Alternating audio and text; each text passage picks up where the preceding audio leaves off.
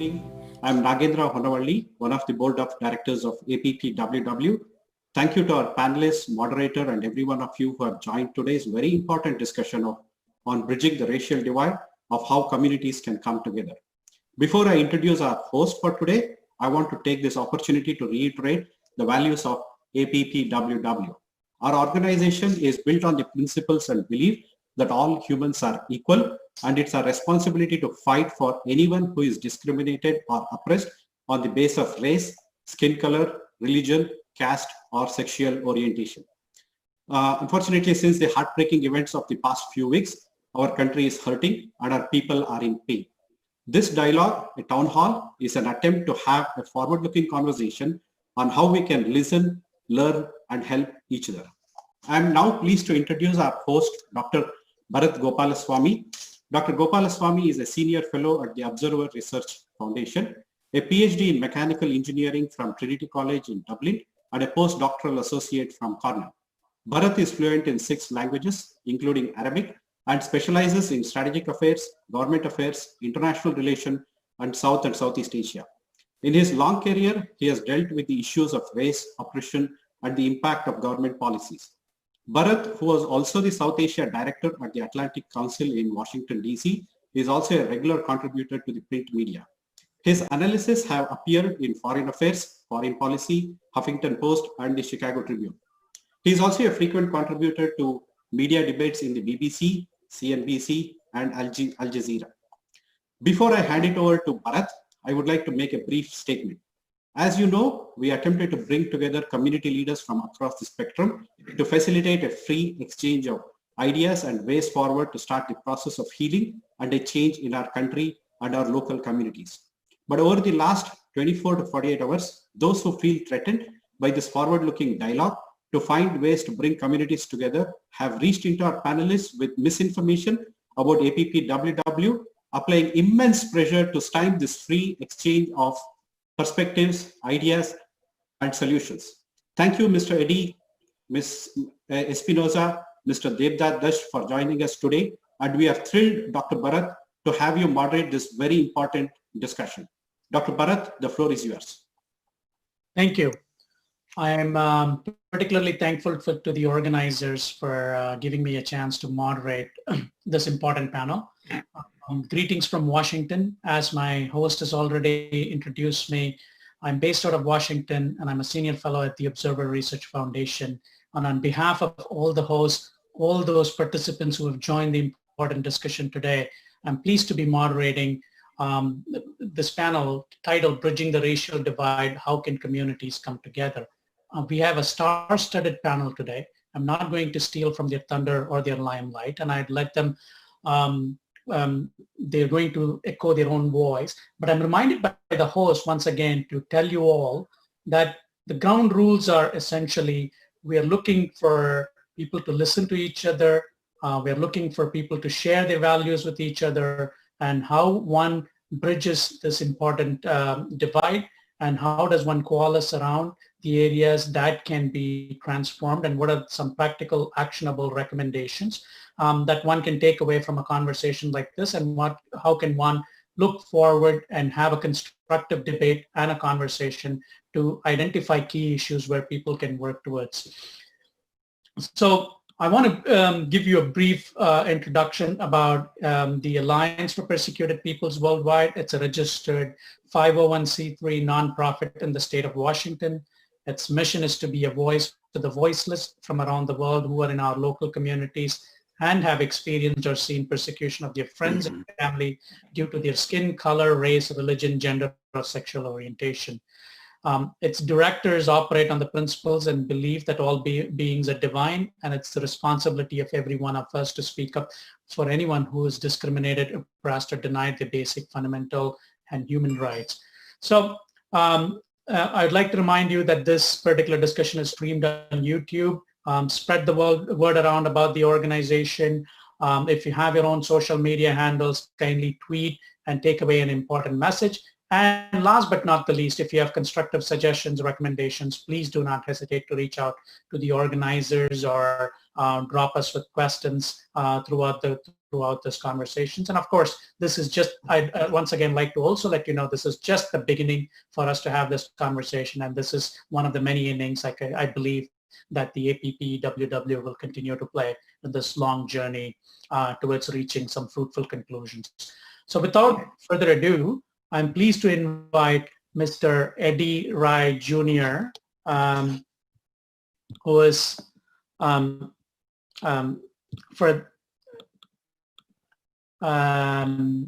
the stage, who is a civil rights leader and a community organizer, and he's also the recipient of the Martin Luther King Jr. Medal of Distinguished Service. Sir, it's truly an honor to welcome you to stage, this virtual stage, I should say, but it's truly an honor to listen from you. The stage is yours. We look forward to hearing your thoughts, comments, and your views. Thank you. Thank you very much. As you indicate, my name is Eddie Rai Jr. I am 78 years old. I spent the first 10 years of my life in Shreveport, Louisiana, where segregation was the order of the day. The back of the bus, go around to the back of the restaurant to get your food. And I'm here today because of my respect for Mahatma Gandhi. I've been involved as a follower of Martin Luther King Jr., know where he adopted his nonviolent approach for civil rights. And as a matter of fact, he and Mrs. King actually went over to India to visit after a successful ventures in getting us Civil Rights Act of 1964, the Voting Rights Act of 1965. And both he and Mahatma Gandhi both met the same fate. They were both assassinated. So because of the fact that the first 10 years of my life, I had to go to colored schools, had to drink out of colored fountains. And so it means a lot different. It means a lot to me to be invited to this forum because of the fact I'm here to pay my tribute to Mahatma Gandhi. I've been involved in organizing the Martin Luther King event we have every year. I was one of the people involved with getting the street change in Seattle for Martin Luther King Jr. Way when it used to be the Black community. Now we have one of the whitest Martin Luther King streets in America. Also was involved in nudging people to rename the county from William Rufus B. Devaney King, who was a slave owner, the vice president with Franklin Pierce. He died before he took office, to actually change that name to Martin Luther King Jr. County. I do give credit to Ron Sims and I think it was Bruce Olson, Republican. In 1986, the first third Monday of January was the first official Martin Luther King national holiday. And so they had a proclamation proclaiming the name. And then by 1999 at the Martin Luther King rally, I raised the question about it's been 13 years. There's nothing to indicate that this is Martin Luther King County. And at that time, then King County Council member Larry Gossett passed the ball off to, we found out that only the state legislature could change the name of a county. And State Senator Adam Klein introduced legislation 8 consecutive times. Finally, in 2005, Governor Christine Gregoire signed the legislation into law. It took us another 18 months or so to get the official logo. Some people had a problem with MLK's image being the official logo for King County, but it is the official logo. And we do have the only municipality in the country named for Martin Luther King Jr. So when I think about that, I think about the success Dr. King had with the nonviolent movement for civil rights. Now we've graduated to where we're really going to see some civil rights with the Black Lives Matter, and with people finally owning up to the fact that they've embraced as heroes people who were traitors like Robert E. Lee, Jefferson Davis, and these Confederate monuments that are coming down. And I'm really elated to see the large number of young whites specifically stepping up to the plate, denouncing racism and anti-Black racism, not only in this country, in all 50 states, but in 18 countries around the world. So you will see this a continuing effort because let's face it, the coronavirus really illuminated the disparities in healthcare African Americans are suffering. And I refer to ourselves as African descendants of the United States enslaved who've been here 400 years, built this place for free. And if you look at our history, every time that we've risen to the top, we've been knocked down by racism. And because of what we see now in video with police brutality, this has been happening the whole time. When I was growing up in Louisiana, if I was walking down and there was a sidewalk, if a white man walked down the sidewalk, I had to get off the sidewalk. If I was talking to a white man, I could not look him in the face. Whatever a white man said about a black person became law. And we saw that witness recently, last month or so, when the lady in Central Park got on the phone and called the police on this brother, Mr. Cooper, who was on the Audubon Society in New York City, and to say that he was threatening her and her dog. Had this man not had that cell phone video in that, he could have been another George Floyd. So now we're seeing stuff on video that's been happening the whole time. And there was never a time in the history of America until recently where a white man's word did not prevail over a black person's word. So I won't take up any more time, but I just want to give you an introduction. I'm here today because of my gratitude for Martin Luther King Jr. and for him adopting the principles of nonviolence and civil rights that were promulgated by Mahatma Gandhi. Thank you very much.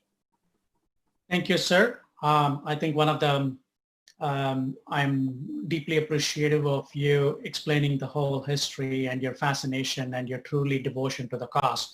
We'll come back to you with more questions as we enter into this debate and more into the conversation. But I also must commend you for sticking to the time, which makes the job of a moderator extremely easy. And you're leading there by example. Congratulations on that again.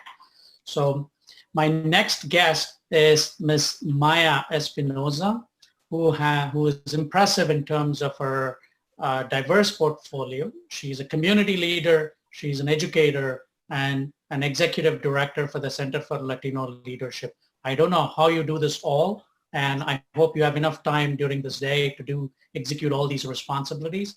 But we look forward to your views, your thoughts, and your recommendations, and feel free to share that with us. The stage is yours. Thank you. Well, thank you. And I want to thank APPWW for inviting me to speak at this event and for hosting such an important conversation. You know, as Eddie pointed out, this is an important discussion today, as it was 50 years ago, and we continue to have this conversation. So I'm thankful to anybody willing to have it. Again, my name is Maya Espinosa. I'm director of the Center for Latino Leadership, which is a nonpartisan statewide network in Washington state aimed at civic engagement and promoting socioeconomic prosperity for the Latino community of Washington. I founded this organization 6 years ago now because I saw a need in the community for a connected voice. We have in my community, there's a number of, grassroots organizations that can organize really well for short periods of time. But as I opened up with, this is an ongoing issue that we need to have constant pressure on. And so this network was founded as a way to formalize some of these leaders in my community that were already having these conversations and wanted to do more. So a lot of the work that we do is leadership development in communities. We also work with the legislature as well to make sure that the legislature has a pulse on what's going on in our community. And we do see that as our own responsibility to make sure that our issues are presented in a fair way, both, whether it's politically or geographically. Within the Latino community ourselves, we're very diverse. We've got Central and Southern Americans, as well as, Native Americans that are essentially Mexicans, but have always been Americans. So my mother happens to be one of those Texas Mexican Americans, and my dad's an immigrant from Peru. Both met in the military, so I was raised in a very patriotic household. And I think that planted some seeds for my civic engagement work that I do today. I do keep myself busy, small business owner, teacher 1 day a week, running the nonprofit. There's a lot of work that needs to be done in my community and in our state. And, there's no better person to do it than us. We have to step up. We have to be that change that we want to see. So I practice that every day, and I hope that my children can absorb some of that by working alongside me throughout this time. So I was asked to kind of talk about what this conversation, bridging the racial divide, means to me. And I think it's such an important even way to phrase that conversation, bridging the racial divide. You know, we throw terms around like integration and desegregation and assimilation, but that has different connotations for different people in different communities. And I think that is important to recognize and to, you know, try to understand. We all have to understand that we come from our own communities with our own, you know, internal biases that are reflected in different ways throughout our lives. And that is perfectly understandable if we understand each other as fellow human beings. Fortunately, here in America, I believe that we are a nation of immigrants, and that is exactly what makes us stronger, what makes us better time and time again. Anytime that we have, you know, these racial tensions that flare up and are highlighted, I am thankful for these moments to be able to talk about and embrace and confront what's going on. And, you know, even the discussion about who's right, who's wrong, you know, whose opinion means more, is still important to have these discussions. And it's still important to recognize that people, you know, from different backgrounds feel a different way about, you know, one issue to the next. So I think that having this conversation is the beginning of bridging that racial divide. I am, you know, so supportive of communities maintaining their integrity, you know, what makes them unique. But at the same time, if a community or individuals are feeling excluded, it is our responsibility to do something to make everyone feel welcome and feel heard. And the only way to do that is to be genuine and honest. You know, I think we need to change our language about, you know, us and them. It's all we, and we are all Americans here. And you know, this is part of the reason why I founded my nonprofit and why I'm so thankful to be included in this conversation today. Thank you. And I think it's even better. You concluded even before your quota of time. So we'll give you plenty of time again to come back and share your thoughts. But I really loved that you brought in your personal experience and your own background from where you came and how you came and going back a generation or so into contextualizing, more so contextualizing the conversation. And I'm also, I think there are multiple concepts that you have highlighted, such as, you know, changing the narrative, changing the language, changing the us and them. And I think there are more conceptual issues, and I'm sure we'll bring them out during further discussion. Thank you for that. My final panelist, last but not the least, sometimes we save the best for the last, is Mr. Dash. He's got a variety of portfolios, and, you know, I'm not going to go into everything in detail because that will form the rest of the conversation, and that's not what we are here for. But he's also a community leader. He's an ex-commissioner in the Washington State Commission on Asia and Pacific Islander Affairs and a founder co-chair on Washington State and India Trade Action Committee. So you'd see that he's got a business angle to him. He's also got a legal angle to him, and finally a civil society angle. Mr. Dash, the floor is yours. Thank you. First of all, hats off to APPWW for organizing this event. This is a very important dialogue we are having, and we representing three communities here, three races here, speaks volume. That's a huge deal. Especially this is an honor to share the same stage with Brother Eddie and Maya. Maya I'm meeting for the first time, but it is a privilege. I have already known so much about her. My friends, my peers talk already about her when I talk to them today. Brother Eddie was very right in sharing his experience. You know, we are all immigrants. This country is built upon immigrants. Pursuing the American dream, I came to this country in 1996, and like me, the Indian American community also, they are the newest ethnic communities. If you compare all the races, you know, they are the latest. to get in. They may not be. Most of them may not be knowing how this systemic racism started in this country. They need to hear it. They need to learn about it, and they need to understand it from people like Brother Eddie. That's most important thing. What they have gone through, for with the reason we are here talking about it today. Understanding the systemic racism. It started after the Civil War. And I will not go much details into it, but I would say every community member of the Indian diaspora, they need to understand this, especially the youth, okay? You know, when I was the former president of the India Association of Western Washington in 2007, we celebrated the 25th anniversary. And at that time, an idea came to my mind, started celebrating building bridges across all the communities. So for the first time, we invited many leaders from different communities and honored them in one platform for their contribution for bringing communities together. And they included everyone in different field of expertise. So an educator, lawmaker, community leader, story writer, filmmaker, whoever has done something in bringing the communities together, or honoring them in a platform. That's how the tradition of building bridges started. And last year, we celebrated the same building bridges across the nation's award. That was almost 10th year right now.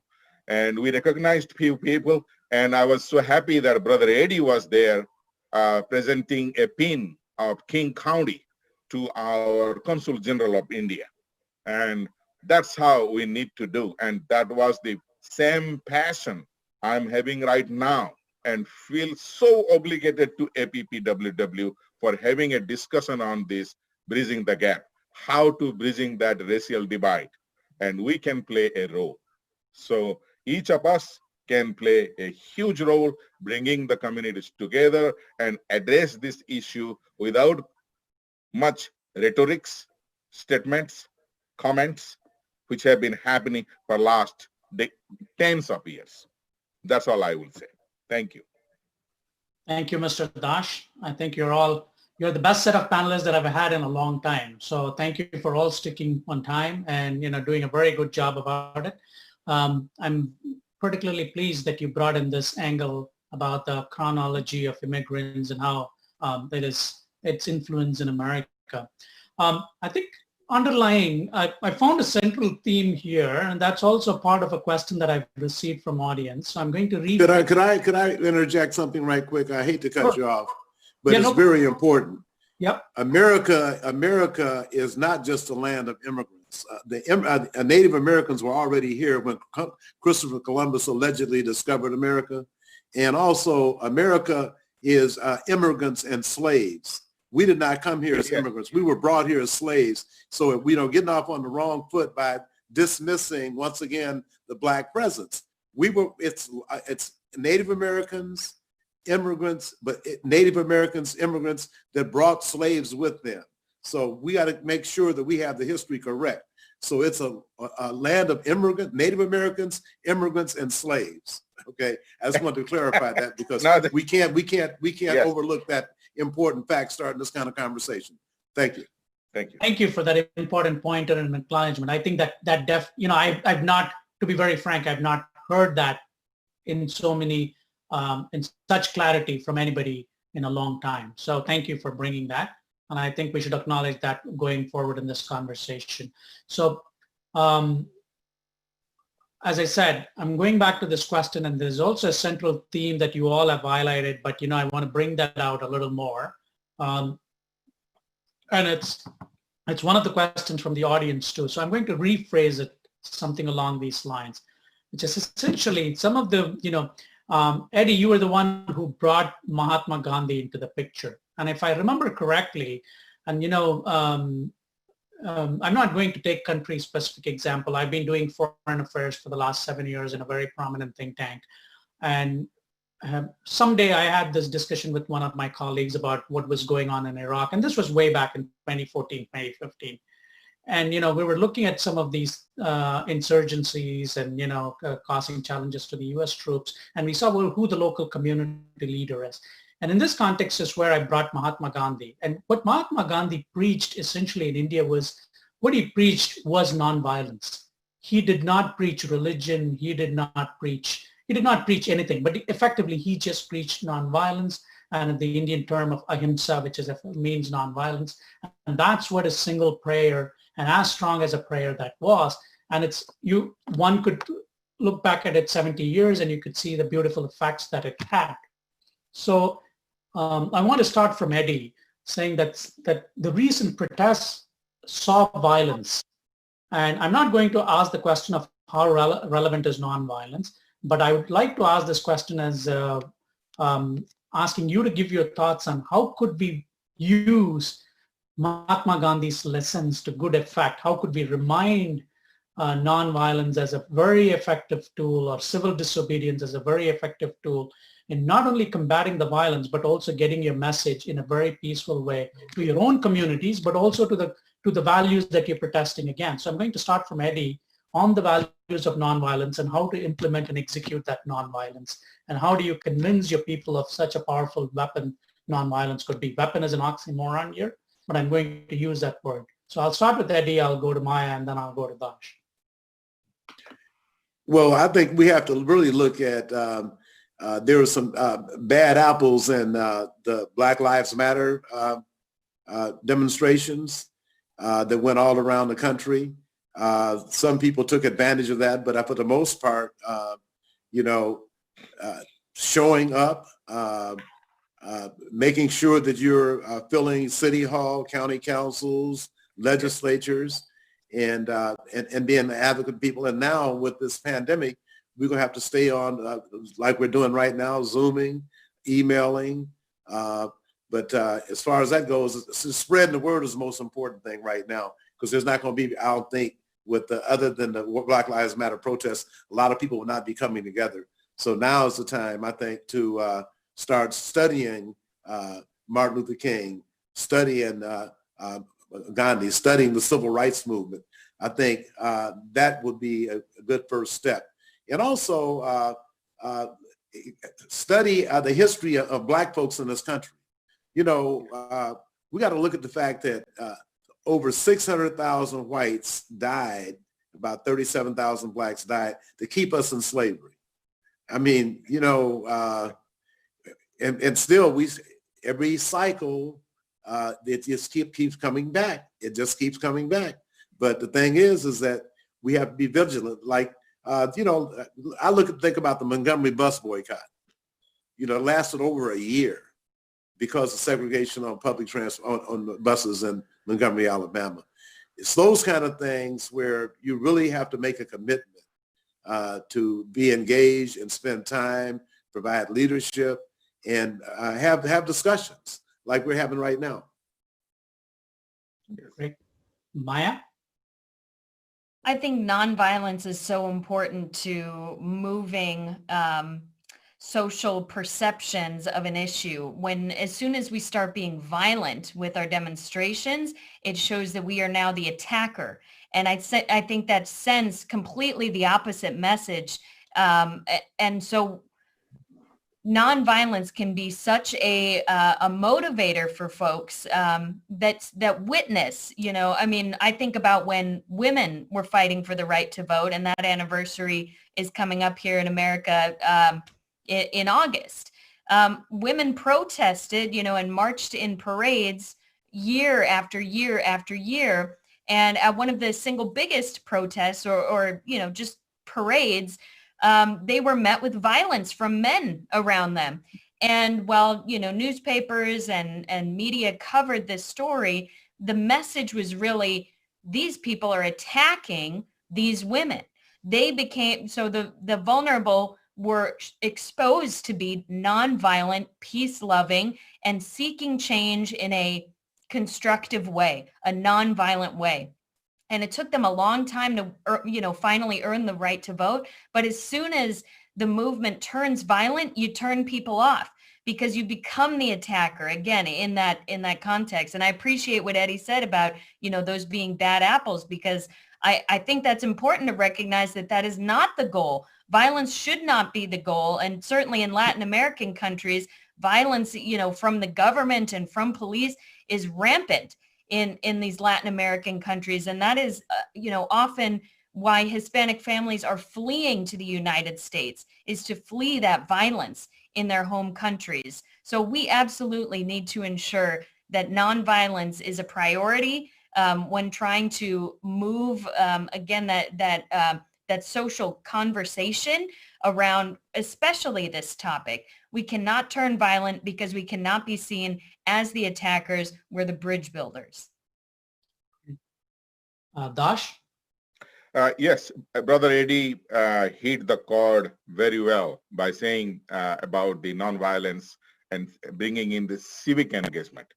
Mahatma Gandhi was very pertinent, very particular about it, exercising self-control when you protest, and lodge your protest through civic engagement. Always ask the question to the elected leaders, county, city, a state, federal. Always ask the questions, make them accountable, why something is not working, why the policy is not existing, why this the discrimination on the basis of racial is not coming to an end. When you ask, when you speak up, then people feel accountable and they can't escape. So what we are doing right now is a practice session for everyone. So instead of just demonstrate will work, but it will not be the ultimate helper to resolve an issue. Demonstrate is always okay. Let's have self-control over it, and let's propagate civic engagement on this issue. Great. I think there is the next question that I have is going to be on something that you all have brought it out yourselves in a different way. Each one of you described you all represent a very prominent communities in the United States, and each of its community has its own share of experience and its own share of for lack of a better word, discrimination and their own challenges. So in some sense, what we're talking today could be an apples to orange comparison between your own communities, because the problem is heavily contextualized and depends on the chronology and depends on individual experiences. And if I have to circle it back to the original topic, it's bridging racial divide. And I think, Maya, you also highlighted your semantics, your language, your challenge, and how you articulate a particular message, the overall message. We all get what the overall message is, but there is nuances in these overall message, because the problems are unique to each of their own communities, because Latin America or Central and Latin America have their, there is a migration has happened for a particular reason to the United States and Latin America. The Black community, as Brother Eddie put it, has happened due to, he said, he devised a category called, they were brought as slaves. They were not immigrants. So there is a different experience. And they thought that, if I were to go back to the Indian community, that it's an economic migration, essentially, at many levels. There is political persecution, of course, in many of these South Asian communities, but the bulk of it is economic migration. So how, if I were to surmise it, how do you, amongst yourselves, build this commonality thread? So if three of you here have explained to me various pinpoints, but if you were to pick a central theme, it depends on what kind of an America that you want to see in either in your generation or the ones that you would want to leave for your children. So what is the message? I'm going to start with Maya here. So my simple question to you is, keep this contextual background that I've given you, but what is the message that you're going to give to the generations that come next to you? What kind of America that you want to see yourself in? And what is that message that will reconcile your community experience vis-a-vis going forward? Yeah, I think that's such an important question, and one that will continue to evolve. I think, oftentimes we use broad brush strokes when we're trying to have these conversations.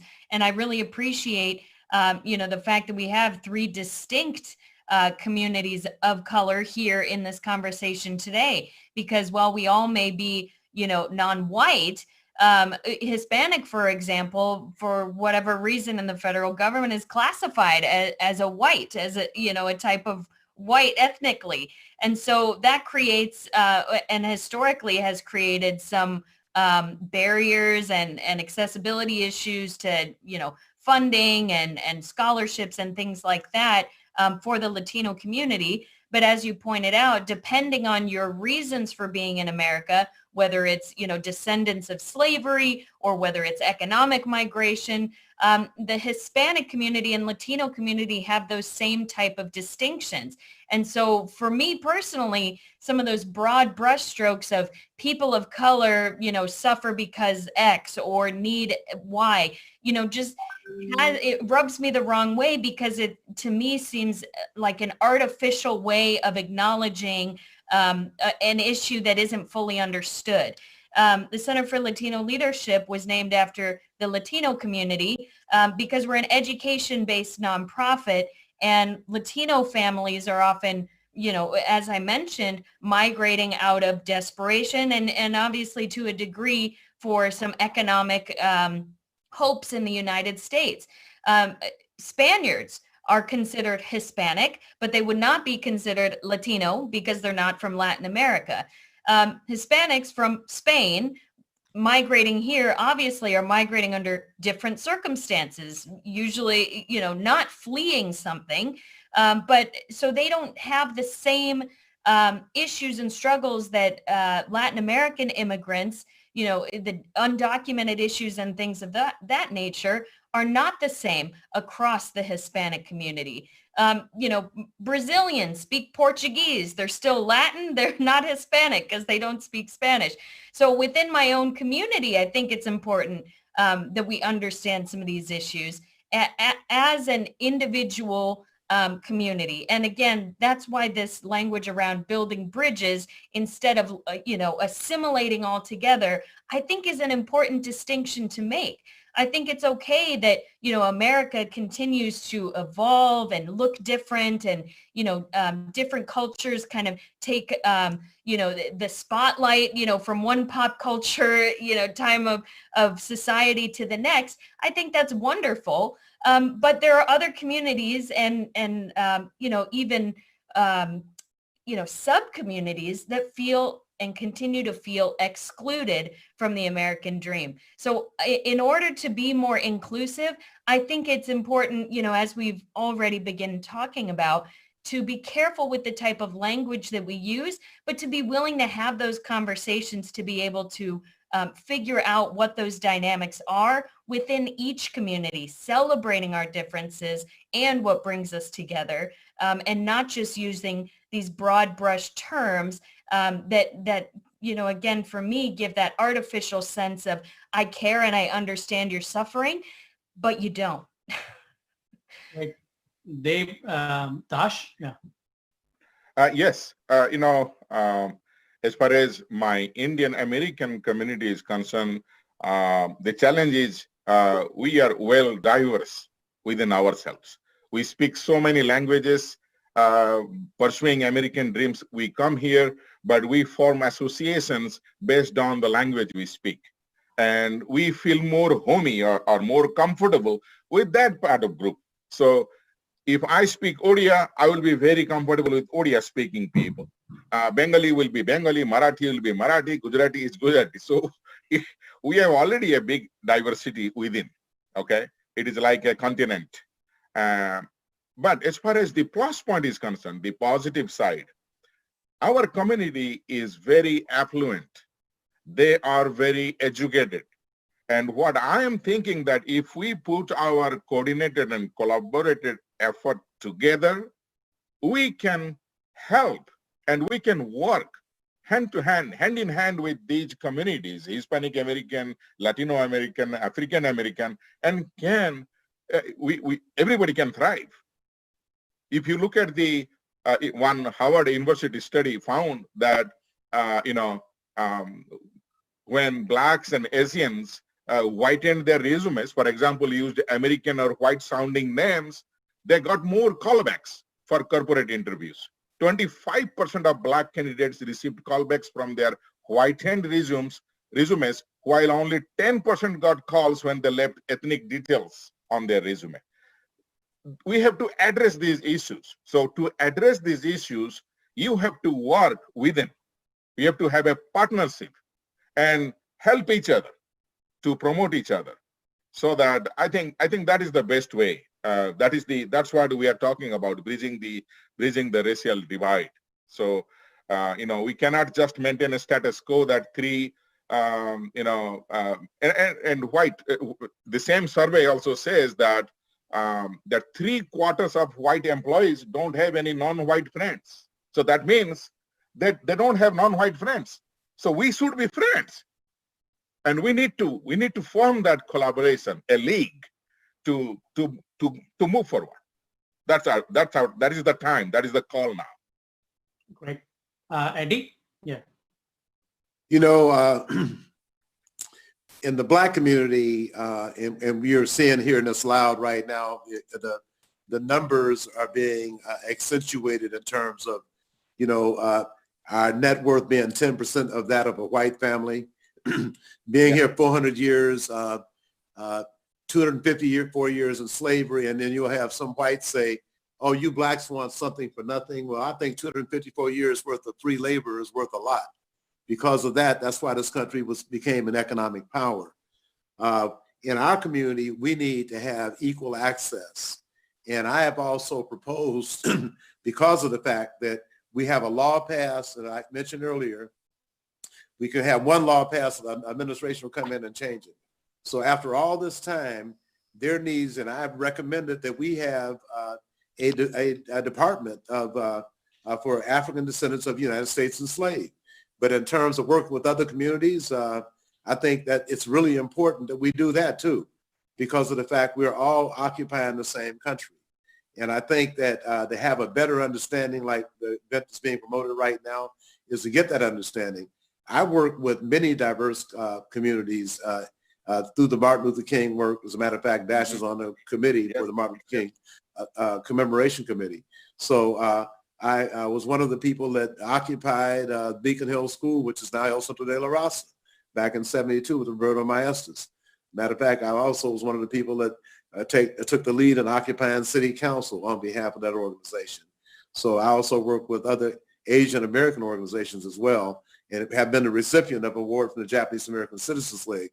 So, but on the other hand, it's important for folks to understand and acknowledge the fact what African Americans have endured, died in every war, and we never, ever get anything that's been committed or promised to us. So that's one of the things about the Black Lives Matter, is accentuating that. And we have more and more people acknowledging the fact that they have been paying tribute to traitors, people who tried to divide the country. And as I indicated earlier, over 600,000 white folks died to keep Black people in slavery. So that's something we have to remember. And I think that the best way for us to move forward too is we have to know about each other's history. We have to know about each other's plights, and we have to know about each other's weaknesses, so we can assimilate and also move forward together. Because I think together we can get a lot accomplished. But we also have to have some serious conversations about other issues that, like, for example, that what happened today. We have to have people sit down and do some serious talking. And I think that's going to be essential. But as I indicated earlier, people that do well end up meeting their fate real early. Martin Luther King was assassinated a lot earlier in his life than Mahatma Gandhi was, but they were peacemakers trying to get things done.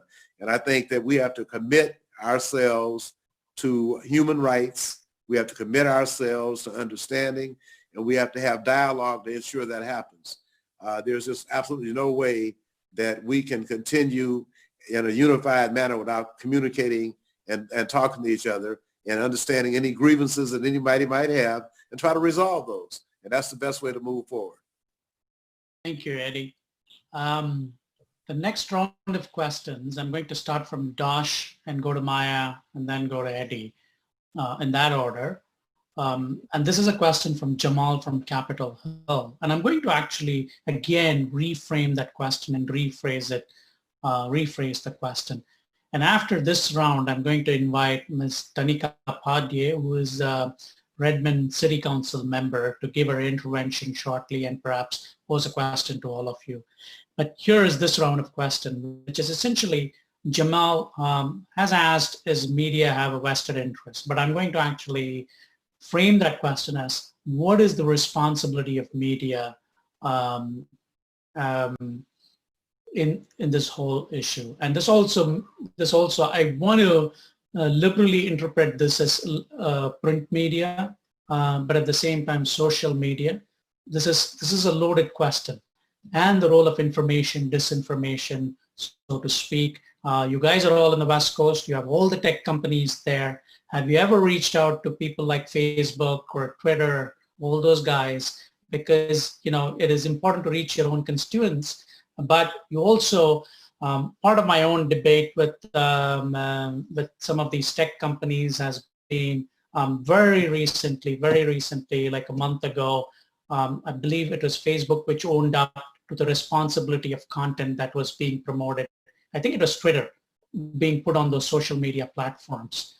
So there is this ongoing debate on the tech companies taking responsibility of the content being put on their platforms. So can you link this up to the own challenges that you face in this own community? Do you explain to your constituents about how does one link this to that issue, about verification of what messages that they are seeing, so that, you know, you can, if there is a false narrative that's going on, your community members can correct it proactively than using that as a source of disinformation or politicizing it, and the wrong message and the wrong objective that you reach when tensions are so high.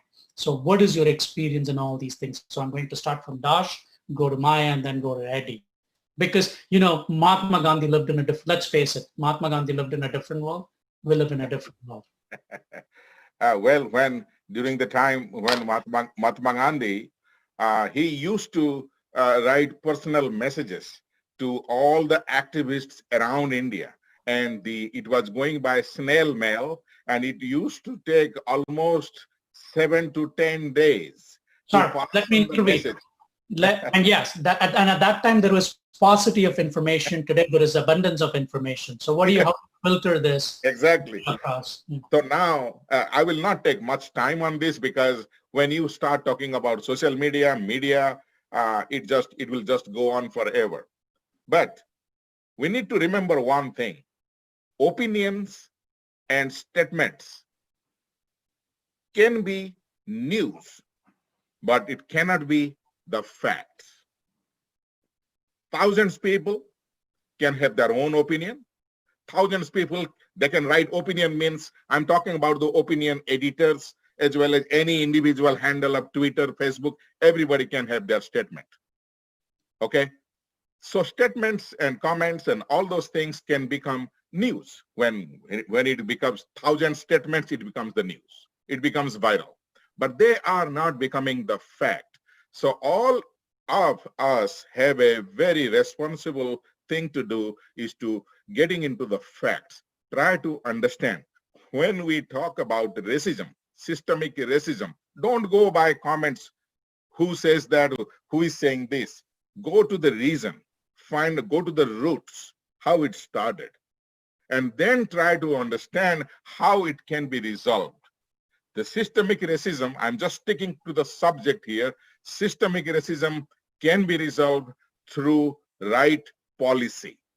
If you don't have policy, no matter what you do, no matter how social media savvy you are, is not going to happen. Now coming back to social media, once you recognize this, the root or the fact, share this in social media. Let people be educated on this.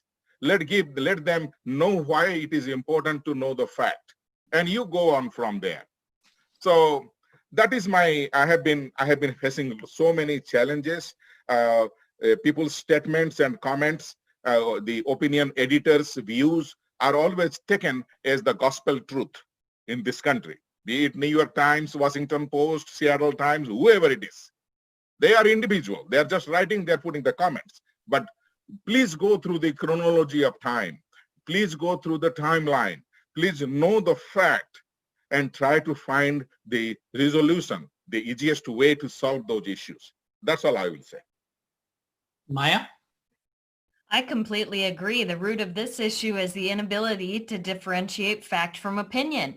At the end of the day, it does come down to the individual. And, I worry about policing media and what's conveyed, social media in particular is just a cluster of individuals. So if we're tasking social media, giants like Facebook and Twitter to be in charge of correcting incorrect information or policing facts, that is a slippery slope that I am very concerned that would be easily influenced by whoever holds influence over the company at a given time.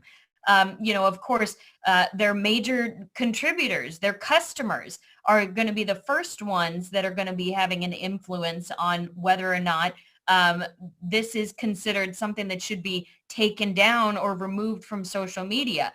Similarly, for-profit media companies, television, newspapers, they all answer to their large funders, the people that pay for these organizations to be able to continue to produce news.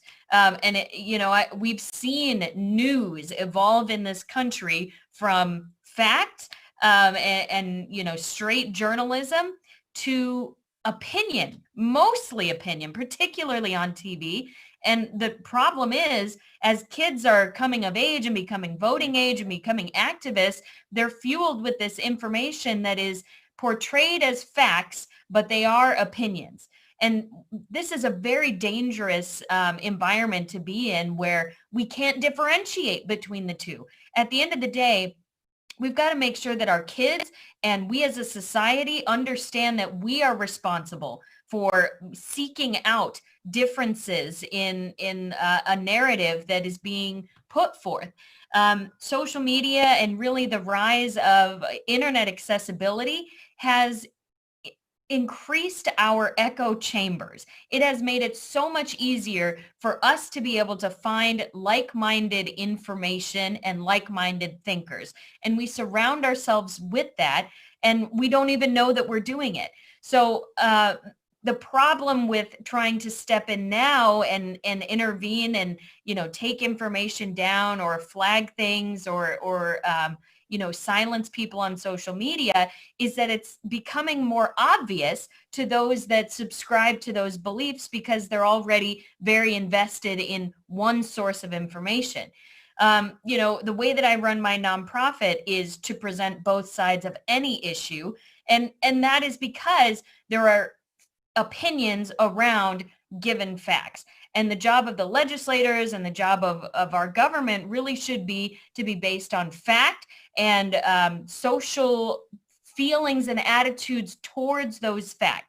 Those are absolutely as important, but we have to be able to compartmentalize the facts versus the opinions. Otherwise, commentators, people online, we're just talking past each other, fueling fires because one person doesn't understand where another person is coming from because they have two sets of facts in their minds. There's only one, true fact, and you can have opinions surrounding any of those facts. So to answer the question, straightforwardly about, does media play a role? They absolutely play a role. They should be aware of the role that they're playing, but we need to be too. And viewers and consumers of those media are the people that absolutely need to understand that any information given to you, there are, one of two things. It's a fact or it's an opinion, and we have to be able to differentiate between the two, most importantly.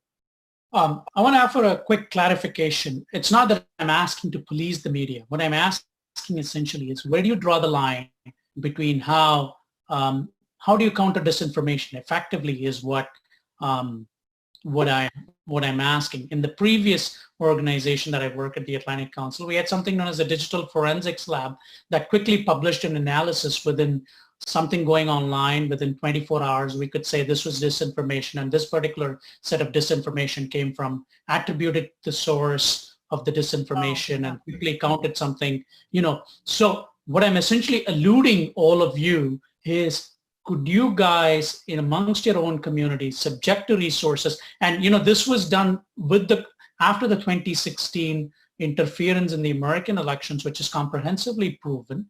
Facebook, we jointly launched an endeavor with Facebook included, saying that this was the source of disinformation, launched the digital forensics lab at the Atlantic Council, incubated a facility to technically assess what the disinformation was, where the disinformation was, and what is the evidence that we're using to assess that this is disinformation.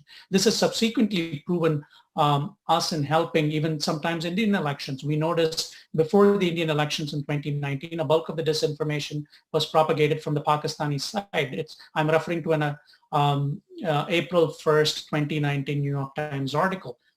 So where I'm coming at this from is a possible suggestion in your respective communities when protests and things go awry. Could you reach out and suggest these kinds of incubating technical facilities so that it helps your own communities in curbing disinformation as soon as possible, because that prevents politicizing the information and also saving lives at some levels too. So that's what I was coming at it from as in terms of a constructive suggestion. But I want to listen to Eddie before we go to Tanika.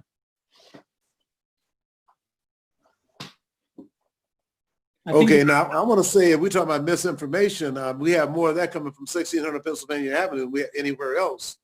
And as far as that goes, there are fact checkers on CNN and MSNBC that refute a lot of things that the president has to say. So it might be wise for the social media folks to engage some fact checkers, and that's one way to differentiate the truth from BS. So that's what I would strongly suggest they do.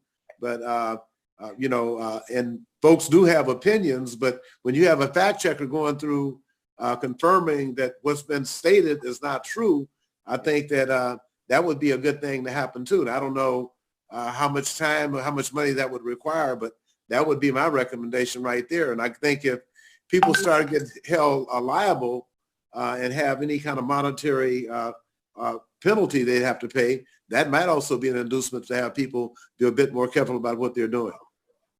Essentially, Eddie, what I'm taking out of this conversation is like the law is equal for everyone, correct? Yes. Yes. No, not really. Not if you're Black in America. I'm sorry. I cannot accept that. No. Yeah. I mean, that's a standard that we all aspire to, where the law is equal for everyone. It's an aspirational. It should be. Man, that after 400 years, brother, I can't agree with you. I'm sorry. No, I'm not asking you to agree with me. I'm saying this is the aspiration that we should all strive towards. Yeah. So, okay. I will interject. I will interject one thing here, Bharat, is, datas.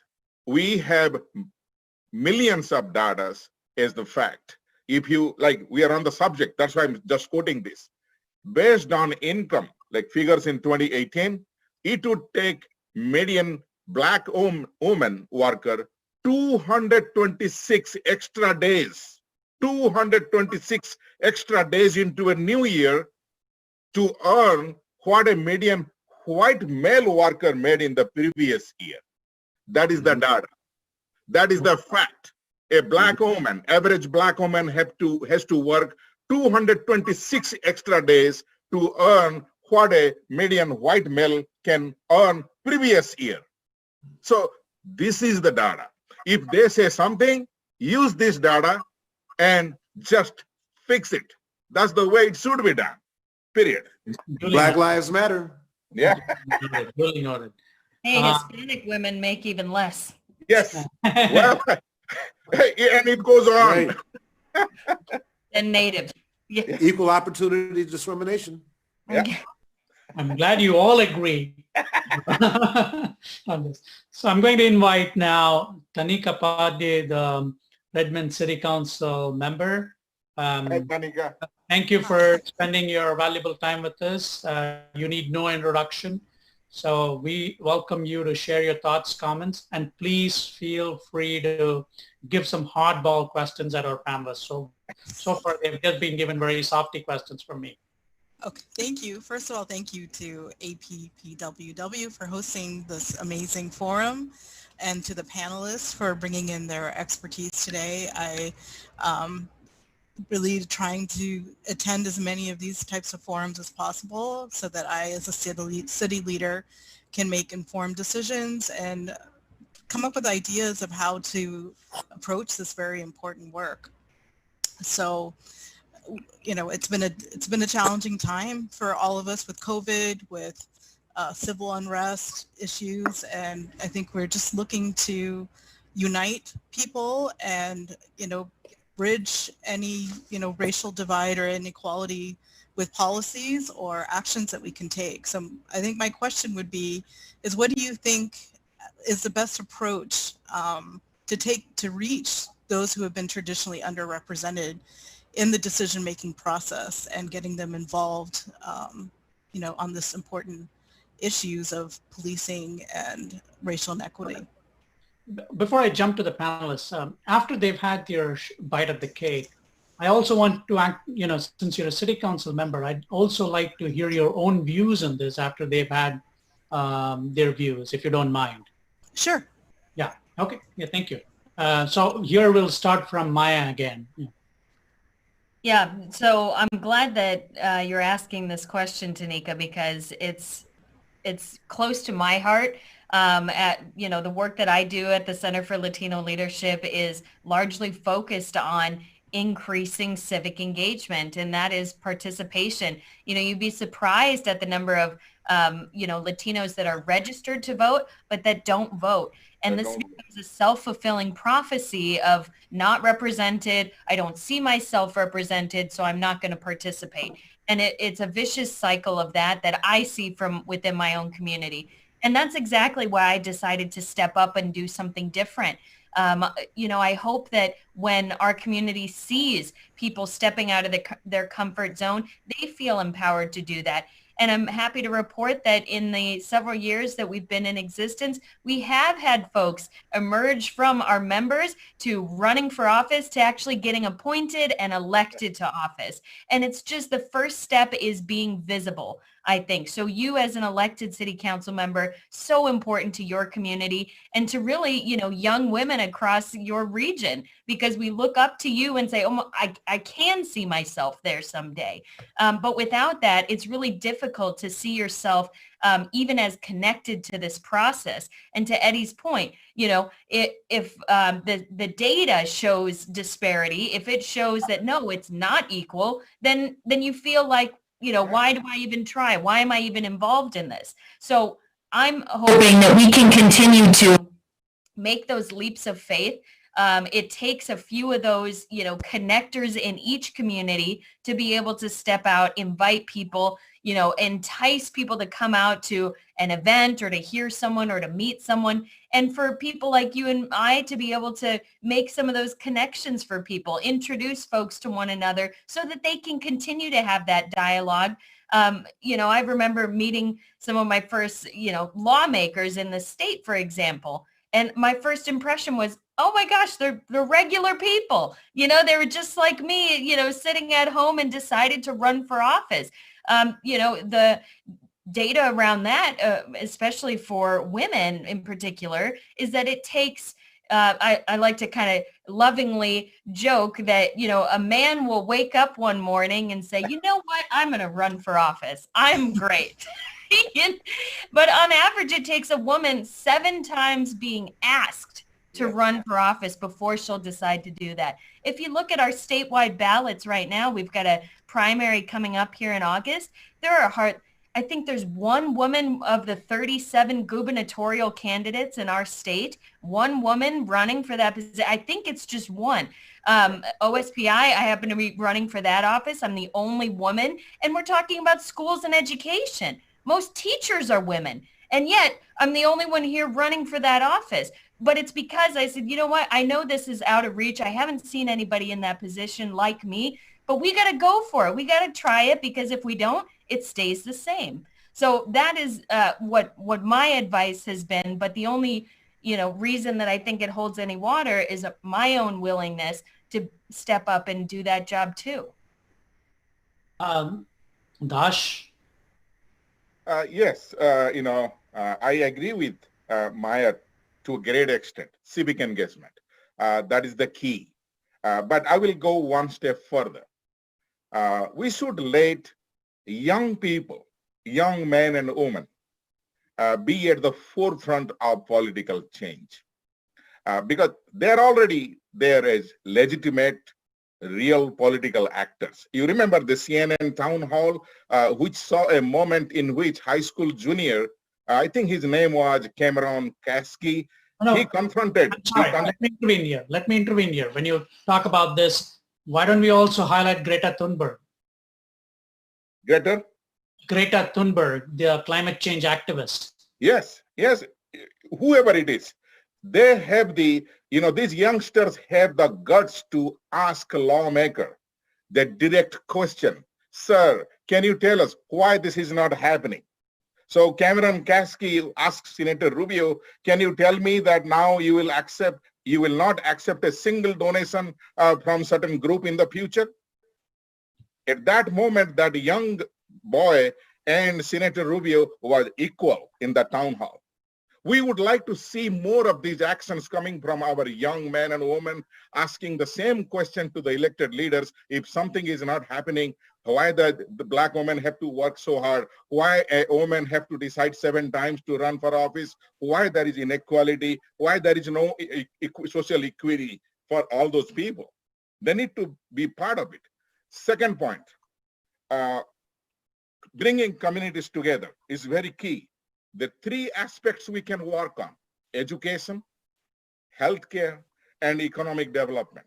In these 3 areas, if we can bring our own communities' expertise and affluence to help the other communities locally, on a local level, we don't have to depend on federal thing. Local level. Just think of an NGO working, just something like that. We need to work together as an initiative. I think something is going to happen from this talk. Otherwise, there is no point of having this town hall. This is absolutely useless if we cannot come up with some kind of action plan. Then things will happen. That's what my intention is to. Thank you, Dash. Eddie, brother? Yeah. Yeah, I think when we look back and talk about change, and Dash just mentioned young people, when you look at the civil rights movement, Dr. King was in his mid-20s. I think about Julian Bond being a student at Morehouse College. John Lewis wasn't 21. And all the the sit-ins down in the southern states were students from black colleges. So young people in the black community have always been in the forefront of change. And I think this Black Lives Matter movement right now shows you that they consistently are in the front way. So I look at other communities. I know that particularly in the Japanese American Citizens League, there are always young folks who are like in the leadership positions. And so I'm thinking that that when I look back at our history, the young people have always taken the lead, because back in those days, if their mother or father they would have lost their job. Then you think about things that would happen on the Edmund Pettus Bridge, how folks got attacked and stuff. Hopefully, we don't have to go through that again, but I would say that when we look at the black community, young blacks and, as a matter of fact, young whites, the 3 civil rights leaders that were killed in Philadelphia, Mississippi by the sheriff and the Ku Klux Klan, they were all in their 20s. They were doing a voter registration drive, and that's where President Ronald Reagan kicked off his campaign in Philadelphia, Mississippi, to try to attract the George Wallace voters. So I would say that for the most part, I look at the colleges, campuses and stuff. The black student unions across the country have been providing leadership later on. I remember former King County Council member Larry Gossett was the president of the Black Student Union at the University of Washington. And I understand Gerbe, his successor, also was the president of the Black Student Union. So through those organizations, as well as the Black fraternities and sororities, that's where a lot of our leadership has come from. Great. And Tanika, you promised me to give your own views on this. So I'm going to hold your feet to the fire out here. Okay, happy to do that. I think as a city, we are trying to, one, build on the work that we've already done. The mayor recently signed on to the Obama pledge to review the use of police force in our community. Also, we passed a cultural inclusion resolution a few years back. We're looking to build on that. We're working on a new resolution. I have myself with a couple other council members to really show the public that, you know, we acknowledge the hurt that people are feeling, that this is a tough time for our community, and these are the actions that we are committed to doing, and also committing to having community engagement and important, difficult conversations that need to happen. We need to hear people's stories. We need to understand their perspectives. I, as an Indian American, cannot possibly understand what the experience is like for an African American or Latino in our community and their interactions with the police. We also have to build alliances and, you know, advocate at the state level, at the county level. How can we share resources? How can we collaborate?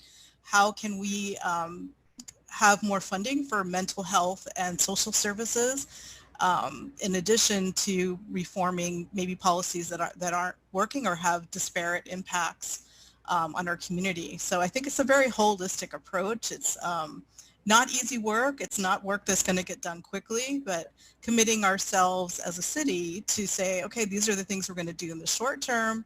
We have a budget coming up. How do we look at the budgeting process this time that's different, through a different lens? And then what do we do long term to have people feel safe, you know, to feel that, you know, when they call the police or they call for help, that it's going to be, you know, a safe interaction and that they feel confident. And if there are changes that we need to make, what are those changes? And, you know, what does the future look like for, you know, public safety, almost reimagining public safety in a sense. So I'm very glad that thank you. I'm very glad that you brought the question of budget, because I think that's one of the single most important thing. It's like, I recently had a conversation with a friend of mine who said, oh, I had this review with my CEO and he said, you're one of the most important members of my organization. And I said, man, did you receive a bonus or a raise? Because you told me that you haven't received for the last 2 years. He said, no, I just received words from him. Nice words. I said that, you know, then that shows you where you fit inside the organization. So I'm really glad where you brought in the money equation, because when an issue is a priority, you can look at the line item to determine whether this is a priority or not.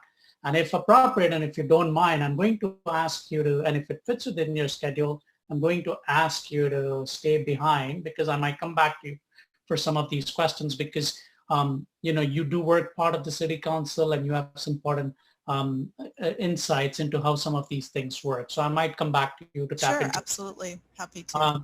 So the next part of my show at the moment is like, we have the next generation question came up that was also part of a question that was thrown at by the audience, which was like the youth. But this is further going to students. And I have five students that have highlighted some of their questions. So I'm going to invite them to pose their questions to you, or maybe they can pose it to all. I'm sure they might pick one of their members to pose this question, but I'd also welcome all of you to chip in terms of your responses, because the question, while it may be directed to one of the panelists, I'm sure you can add your own views and analysis to that. So my first on the list is Shiksha.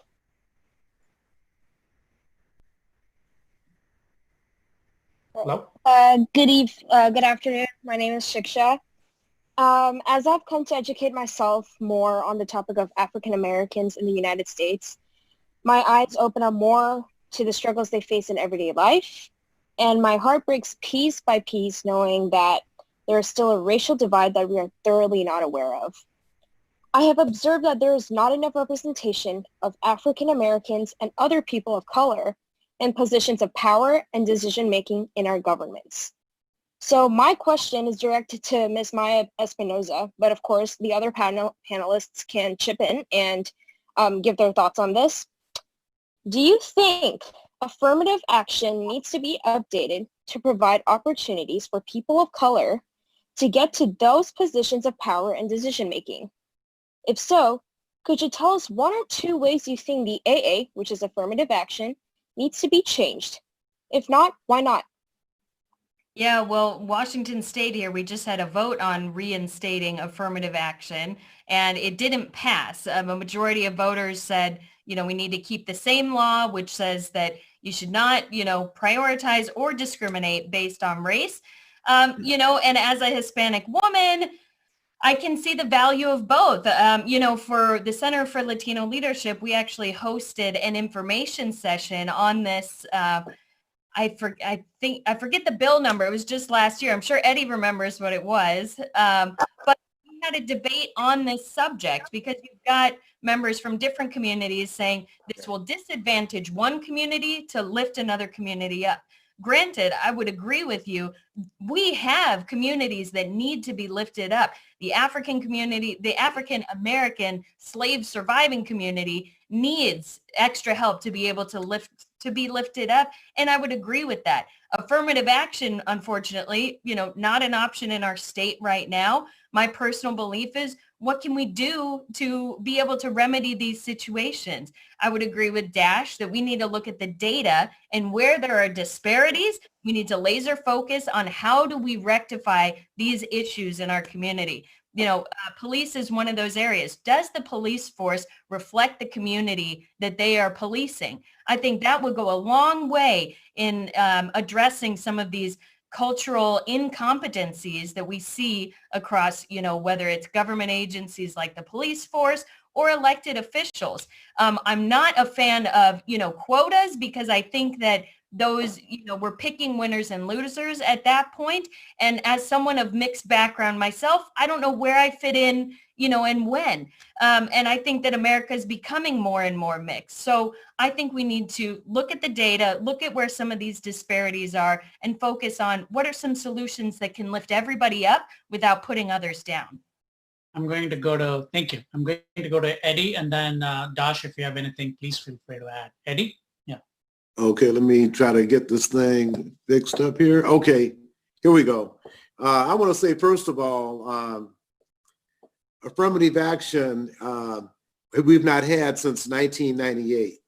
And I go back to the time that African Americans, African descendants of the United States enslaved 400 years, died in every war. And every time there's been any program or policy or law to help us. I like quotas because quotas meant that African Americans got the money. The problem we have right now is that African American businesses are not doing 0.5% with the state of Washington. They're doing as poorly with every other public agency in Martin Luther King Jr. County. I propose members of the Congressional Black Caucus, people talk about reparations, but after 250 years of free labor, died in every war, and then to recognize people who fought to keep us in slavery, who were traitors, to give them more respect than you give the black folks that died to free this country, I think is abominable within itself. I'm proposing that there be a federal agency designated to African descendants of the United States enslaved, a federal designation, a department in every federal agency to ensure that we get what we've earned over 400 years. And not to put anybody else down, I'm just saying we've been here 400 years. We built the country for free. And I just think that we can't continue to go along with these programs where a white man is in charge. And that's one of the reasons why we're not doing any business, because the racism is alive and well in this country, especially anti-black racism, who does not have a group that does not have access to offshore money, that does not have another country that they can get funds from. So there's a whole bunch of disadvantages when it comes down. So I have to disagree. When there were quotas, African Americans participated. Once they brought everybody else in, the person, the group that's the most despised in this country, Black folks, receive the less. And the coronavirus illustrated that by really highlighting the disparity in healthcare all due to economics. Black wealth is 10% of a white wealth. Why is that? Every other group is above and doing better than Black folks because of racism in this country. And it is, unfortunately, those characteristics and practices are also adopted by other people including immigrants who are people of color. So we've had that experience as well. So, like I said, Black Lives Matter is illustrating the fact that this country has been worshiping people who were traitors, had Highway 99 named from the Canadian border to the Oregon border for Jefferson Davis. And here we are getting less than 1/10 of 1%. And then we've lost the entire community because of economic apartheid. So I'm saying there gotta be some exceptions made to remedy some of the past discrimination. Right now, Black folks are suffering from present effects of past discrimination. The only group that is being marginalized like that. Now, I know other groups have challenges, but we've been here 400 years. We have paid the price. We've defended this country and against foreign enemies as well as those traitors who we have statutes built for right now, who are reveled and embraced by so many white Americans. It's not funny. So that's my position right now on that issue. Thank you. Dash, do you have anything to add here? Real quick. Yes, affirmative action. This is unfortunate that affirmative action is not there in the state of Washington since 1998. It would have been there. But we should not stop there. First, we need to understand why it is not there. Because when we write something to be on the voter campaign list, people have to go through it. So you have to give them pertinent stories, data to make it more compelling. That is the key part of it. Then only people vote on it. So when it is not done properly, then the story goes around and it makes it more confusing. People even don't know whether they should go for it or they shouldn't go for it. I myself have seen both the sides, Siksha. So you need to first work on that. Second thing, if it doesn't pass, the fact is fact. The level of education, the level of economic development, disparity, it is there already. So we need to find out how we can resolve it. That's why we are talking today, bringing communities together. Don't depend on any policy if it doesn't work, but get engaged, Siksha. Go to those meetings. Ask your elected leaders why this is not happening. Ask your community leaders, how can we bring it together? Bridge the gap, bridge the racial divide. Be the ambassador. We know we need you guys. We need young folks to come and work together. This is the time. We cannot just depend on one bill, one policy, if it is clear or not. No, that time is gone. We have to catch up. We need to accelerate. That's all. Great. The next, Tanika, do you have anything, or should I can go to the next question?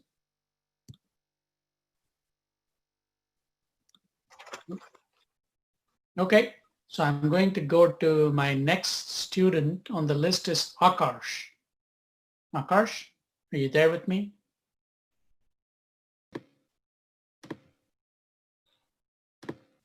Hi, my name is Akarsh Dilip. I'm a junior at Liberty High School.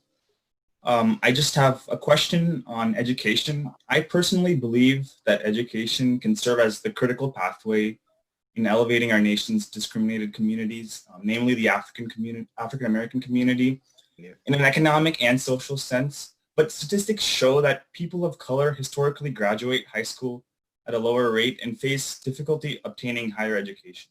So my question is, what can government and school systems do to empower students who are a part of these oppressed communities and in turn do their part in allowing for social and economic elevation? I'm going to start with Dash this time. This is thanks for asking that very important question occurs. Education. Normally, the dropouts the dropout rates are very high among the African American students, and must be in the Hispanic American. I don't have the data, but it must be there.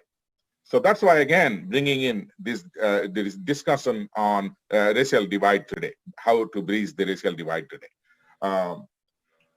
As the time is changing, we need to promote that education where these youth can be engaged in some of the activities where it can establish a higher income. We cannot just depend on one or two family members supporting system. We need to think of as a generational wealth. Coding, new technology, it is coming up.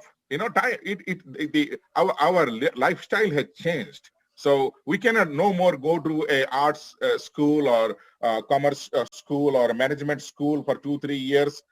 Don't think about that now. Real quick, what we can do so that they can start having a decent income right away. So the IT, digital technology, if we can provide to these young generation in all the communities, that is going to pay off very well. And we cannot depend on government funds and grants for that. We can help within our communities itself. That is my thought process. That's why we are having this discussion today, Akas. So real short. Thank you. Maya? Yeah. Yeah, again, another fantastic question that if we knew the answer to, all our problems would be solved. But I thank you for asking it, because I think there are some new ideas emerging, but this has been a persistent problem that particularly Black students and, you know, Native Americans are right behind them. Graduation rates are, you know, dismal, and they're not getting any better. You know, it's always proposed, we need more funding for this or that. And as we've seen in education, and I'll just speak to Washington in this case, you know, education funding has more than doubled in recent years. Graduation rates haven't changed much, and neither have student outcomes of, you know, college placement, college success, or getting a career outside of college. I agree with Dash again that if we bring some of these more technical skills back into the classroom, I think we increase the opportunities for students, you know, across the state and across ethnic communities. I'm a big proponent of school choice, and I think that can mean a lot of things, again, to different people. In Washington State, we have charter schools to a degree, but they're not well received. They, you know, receive a portion of public funds. And they're kind of, you know, for lack of a better description, they're constantly on the chopping block for being eliminated in this state. Charter schools are a school of choice for parents in any community to be able to send their child to. It's my firm belief that when you give parents and students choice in education, you give them power too. You give them the power to be able to choose their path in education. And as soon as we do that, we become more invested in our education. Charter schools have had great success with Black students and minority students across the United States. But unfortunately, we have a monopoly in public education. It's one public school model. And let's be honest, it was put forth in the industrial era to churn out factory workers that were off during the summer for agriculture, for summer harvest. This model doesn't work anymore. And I think that COVID and school closures have really cleaned the slate for us. We have a brand new starting point. We can do something very different. And I think that involves choice up and down. You know, class options, we need to have more for kids. And I think we can use technology to be able to deliver more classroom options to students across the state. Even if you're not fortunate enough to live in a city, if you're in rural Washington state, using technology can allow you to access courses for credit that can, you know, fuel what you're interested in. And if we get students more interested, they're more engaged, they're more likely to graduate and have better outcomes. So thank you again for your question. Brother Eddie? Let me, wait a minute. I'm sorry, I'm having a little problem here. Yeah, I think the question. Okay, there you go. Okay. Now that I forgot what the question was, but in terms of training, historically, there have been a lot of different programs aimed at uplifting folks in the Black community. We've had programs like Head Start to make sure that our kids were getting a head start when they started elementary school. But we also look at the fact that in the 50s and 60s, the kind of segregation we had in the Seattle schools. My first 5 years in school was in Louisiana. And in those 5 years from first grade through fifth grade, I never had a new book. Every book I had would have been used by by the white kids in their schools. So we never got new books. And then you come to Seattle, there was not really an emphasis really on getting the kind of support that Black kids needed. Now, we had a lot of affluent folks that helped organize in the churches, but that was at a time when we lived in a certain area, in the central area, where you could walk to Mount Zion, for example, to find or to the YMCA on 23rd and Olive and find a tutor, or just have somebody in the neighborhood. Now we've been scattered everywhere. But in terms of learning, I'm really happy to say that I see a lot of young people who are really into technology. But one good thing that's happened is that most recently, Representative Sharon Tomiko Santos passed House Bill 1918. It was passed the House and the Senate unanimously. She was a sole sponsor. And it returned the Seattle Vocational Institute building, which is on 22nd and Jackson, was brought here in the late 60s by Reverend Dr. McKinney to help train and uplift and make Blacks employable. It was part of the Great Society program signed by Lyndon Johnson, came as a result of the civil rights struggle by Dr. King, when all these programs were aimed at helping Black folks. And a lot of folks did succeed in getting that. But that building now has gone from Seattle Vocational Institute back to the Central District Community Preservation Development Authority, which will be known as the McKinney Center for Community and Economic Development. And in that building will be housed the Urban League, a business resource center. We've got commitments from folks in the various public agencies. We'll also have technology classes, and the University of Washington have had their people from the School of Dentistry looking at a floor to have people learning how to make dentures and other things, which will also be generating profit. So those are some of the things that's on the drawing board right now. The board has just been formed. So those are some things that will be starting. And once we get that going, we will locate those facilities in 2 or 3 other communities in Federal Way and possibly in Tacoma. So those are some things that we're undertaking. I also know that some of the members of the clergy are also undertaking some efforts to do some on-the-job training with some of their younger members of their congregation. So there are also some hands-on kind of things going in addition to the public school education. So it got to be both and. It can't be either or as far as I'm concerned for African-American students. Thank you. Great. So what I'm going to do next is I have 3 more students. I'm going to take all their questions, and so that you guys can note all those questions, and I'll give you a chance to respond. So I'm going to invite Pranati to the floor to ask a question. So my question is directed towards all panelists about some of these systemic changes that I believe that need to happen. In order for us to really bridge this racial divide, we do need to be treated equally, and I think that requires all of our corrupt and biased systems to be reformed to remove those prejudices and implicit biases that have been embedded in them for years.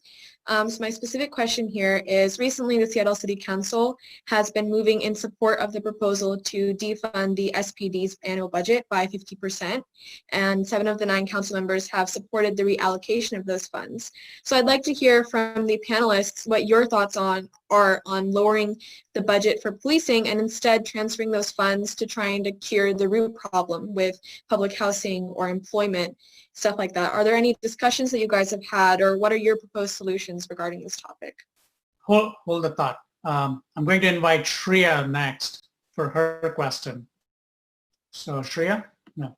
Hi, I'm Shreya Patekar from Peoria, Illinois, and this question is directed to Mr. Rai. African Americans have been following in the footsteps of Dr. King for decades now. People have peacefully protested under presidents both Democratic and Republican, yet there have been heartbreaking racial incidents. Bridging the racial divide is when we all live up to his ideal, where people are judged by the content of their character and not by the color of their skin. To achieve this, people's hearts need to change. Without changing people's hearts, this injustice will not go away. It will just manifest itself in a different way. So to Mr. Rai, how do we change people's hearts? Excellent speech. Great. And finally, Akshaya, this is your, please direct your question.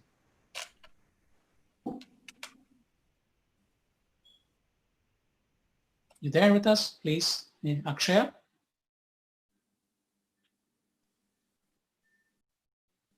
Hello? Hello. I thought it was Nikki. Nikki, yeah. Nikki. No, I'm calling the wrong name. Nikki, Please you're introduce on. yourself. Yeah. Nikki has to unmute. Unmute. You're You're muted. You're muted.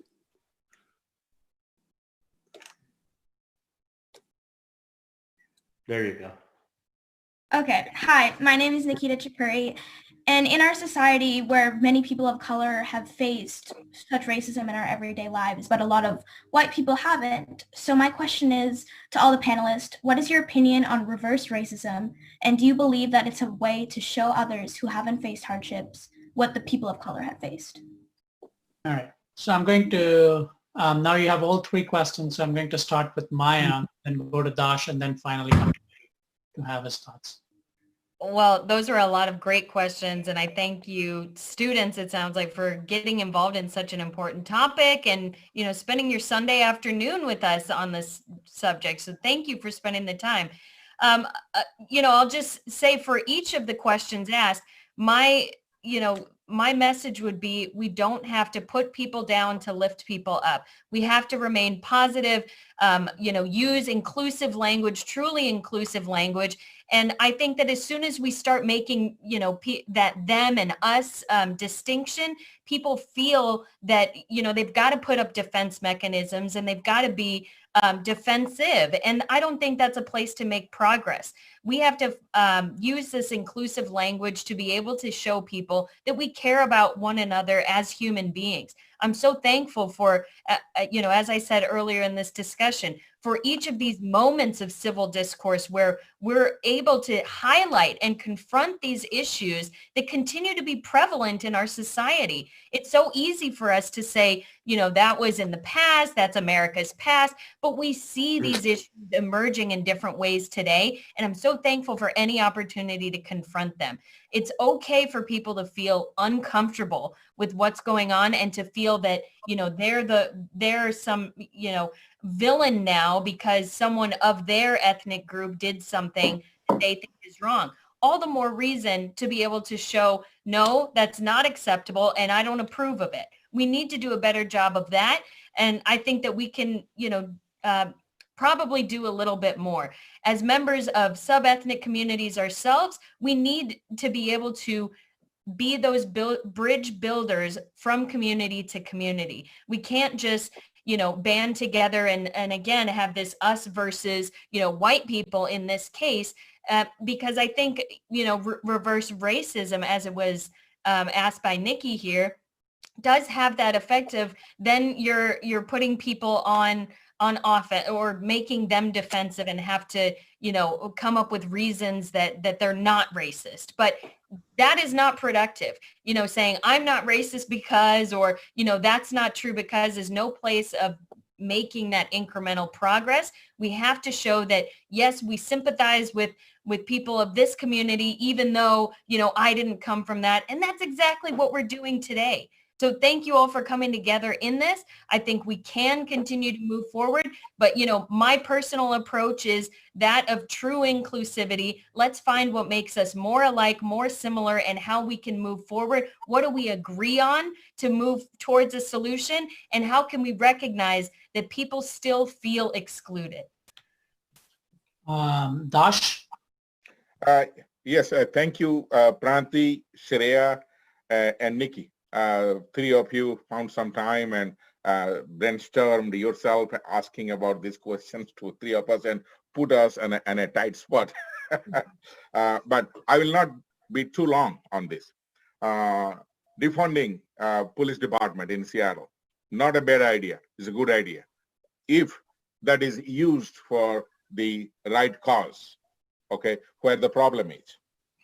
If we can spend that money wherever the systemic racism affecting us, I will say in all spheres of life it is affecting us. But we need to see what are those specific areas. Nikki, your question, reverse racism, I would rather spend my time to understand this systemic racism in the US, to go to the root of it, try to understand and find out different options, how to resolve it. And again, passionately asking everybody in the community to contribute, how to resolve it. Because together we can make things work rather than just doing one way, protesting or rhetorics or some comments and statements. We need to be in action to get over with it. Very hard because it has been there decades and decades. 46 presidents are gone. We still have this issue. So we need to work on it. And I have not seen communities coming together doing this. I have not seen much action. There may be some, but we need to find out examples and follow them. And young generation have to play a huge role. That is the question answer to Shreya as well as all three of you. The way you are asking question today to the panelist, I would say ask the same way to your county council members, city council members, elected leaders in the state representative, state legislature, as well as in the federal level. Please ask, find out the data, ask them question on the basis of data. Politicians always love to deal with data. Sometimes they try to escape. Don't let them escape. Make them feel accountable because they are here to serve us. We are the people. So it is up to you how you motivate yourself and ask the pertinent questions to them. You have taken a good step today. Thank you, Dash. Thank you. Thank you. Thank you. Eddie Jr., yeah. Yes. In the Black community, we have a hard time being under the foot of an oppressor. So it would be difficult for us to talk about any kind of reverse racism when we continue to be at the bottom rung of the ladder. And in terms of education, unless those young men are making trillions of dollars for those colleges and universities, that will have them play football and basketball and not let their brothers and sisters in the institutions of higher learning. So we'd have a problem with that because of the fact that of our historical, our history being in this country, being brought to this country. So I'd have a problem with that. In terms of folks working together, I think that, that's very important. And a lot of times, you have to work together in your own community before you can go and talk about working in someone else's community. So, but anybody that's down for human rights and justice anywhere, and this is supposed to be Alliance of Persecuted Peoples Worldwide, then I'm all for helping oppressed people anywhere. But right now, my focus has got to be on Black people in this country because of who we've had in the White House with the all-out assault on Black people specifically in terms of challenging all the rights we've gained over the years. And so that's what I'm saying is that that's why we need to have a designated agency and for African descendants of United States slaves and every federal agency so to ensure that anytime a person of a different political persuasion gets into the White House or gets into power, we don't get washed out or allow white supremacists to run wild like they did in Tulsa, Oklahoma. We had Black Wall Street, very affluent part. As a matter of fact, Blacks were doing better than whites there. One allegation of misconduct of a Black elevator operator, they burned down 36 blocks and was bombed by air. So, it's we don't take, some of these terms gradually, because we reflect back. We have a history here, and it's not a pretty history. So, I'll cut it off right there. Great. So I'm going to the final round of this. So I have 10 minutes, and I have 3 of you, and perhaps even 4. But I'm directed by the organizers to ask this specific question. This question is from on behalf of the organizers. In your mind or your view, what specific thing or things can we do to help bridge the divide that oppress so many communities of color? Please be as specific as possible. I know that APPWW as an outcome of this dialogue and wants to work with all of you and other community leaders to help plan out and drive out some of these ideas. So I'm going to start. Could I address that first? Yeah, why don't you go ahead? So Then one of the things and I'll end with Maya. The economic injustice is what we have to deal with. We need to have business relationships with everyone in the Black community. Okay, that's something that we need to have. And so because if you have economic injustice, you don't have health care, you have underlying conditions, you have miseducation and lack of opportunities because of the way the company is structured, and because of the still inherent and obvious racism that still occurs here. And you can look at several of the institutions like the building trades and others, and you will see an absence of Black people. And that's because of the good old boy system and just outright flagrant racism. Thank you. Dash, yeah. Yes, I am with Brother Eddie, and to be brief, from now on, my goal is to be the model, walk the talk.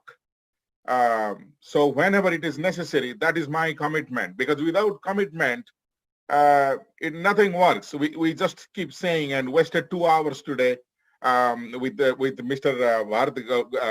Gopal Krishnan's time, APPWW's time, and those young generation. They should look upon us as the example, as the role model. So commitment is there. 3 aspects we need to work on: education, healthcare, and economic development opportunities among the communities together. And Brother Eddie, I am really disheartened to see that only 4 out of Fortune 500 companies CEOs are African American. Only 4. That's not a good number. We need to work on this so we can see some changes. Great. Maya, you have the last words on this. No pressure. Well, I would agree with both Dash and Eddie on the economic inclusion piece. This is so vital to being truly inclusive. It's not enough to, have a friend that is someone of color, as we talked about at the beginning of this. But to have them as part of your business, to have them as part of a vested interest in the outcome of your company, I think is definitely practicing what we preach. And some of our greatest preachers, I think, are hypocrites in this sense. They're not doing these things. And that's absurd. So my call to action to you, if you are part of a business, if you're a business owner yourself, look at your board of directors, look at your managers and assess, does this reflect the population I'm serving? And is it inclusive to a degree that I think is acceptable? Do I think that I'm doing a good job in the people that I employ and in my board of directors? I think that's the first action item that I would say. Second one, watch your language. Us and them. This broad brushstroke of people of color, I think can be offensive to certain communities because it, again, gives that artificial sense of, yes, I know all you people suffer. It's not an us and them. It's us. It's all us, and we're all in this together, and we all have a responsibility to one another. So using inclusive language, I think, is another thing that we can do. The third thing I would say as our call to action, and we can all do this tonight, invite someone to your dinner table. Have someone in your home. Even if you don't have an established friendship yet, inviting someone outside of your ethnic community to come over to share dinner with you, to, visit for a little while on a Sunday afternoon. these things go a long way in being inclusive. And then who knows, you might get invited over to their house and it goes a long way. But, that statistic that we talked about, what was it? 3/4 of white people don't have a friend of color. Was that really? I cannot believe that. But I think what's even worse is if you've had them over to your house. Have you invited someone of color into your home? And if if your reaction to that is, no, why would I? Then you need to have a deep look in the mirror. So I would say that third action item again is invite someone outside of your own ethnic community over to your house. Wear a mask if you feel inclined. Be safe, of course, but I think be inclusive with actions, not just words. After COVID-19. Talk about current timelines and chronologizing it. Thank you. On that note, brilliant comments, passionate pleas, all of them taken to heart, and I'm sure the organizers will record them and duly note them to action items as they see fit. Thank you so much again. You've all poured your heart out, and I couldn't think of any way better to describe that. I think that's where this all came from. Thanks again, and I want to give you all a virtual round of applause from all our panelists. I want to thank the organizers for putting all this effort, no easy task. And finally, the audience who have joined us virtually and who are taking a keen interest in this topic. Thanks to them. Continue the dialogue, keep engaged, and continue your fight forward. That's the only way that we can see this bridging the racial divide. On that note, I'm going to sign off and hand back the proceedings back to the organizers now that I've sung for my supper. Thank you. Could I do a promo before we do that? Sure. Very brief. I want to make sure that I want everybody to know this is a 15-second. Look for my daughter Angela Rye on CNN. Yes, we will. Excellent. Thank you, Bharatji. That was a very educational exchange of ideas for me personally, and we're encouraged to learn that there are many, many possibilities to start moving the needle in a positive direction. As Brother Eddie said, we definitely need more education about Black history and the civil rights movement for everyone, especially people from other ethnic communities. And Maya has said again and again, we need to use inclusive language, get past the us versus them mentality.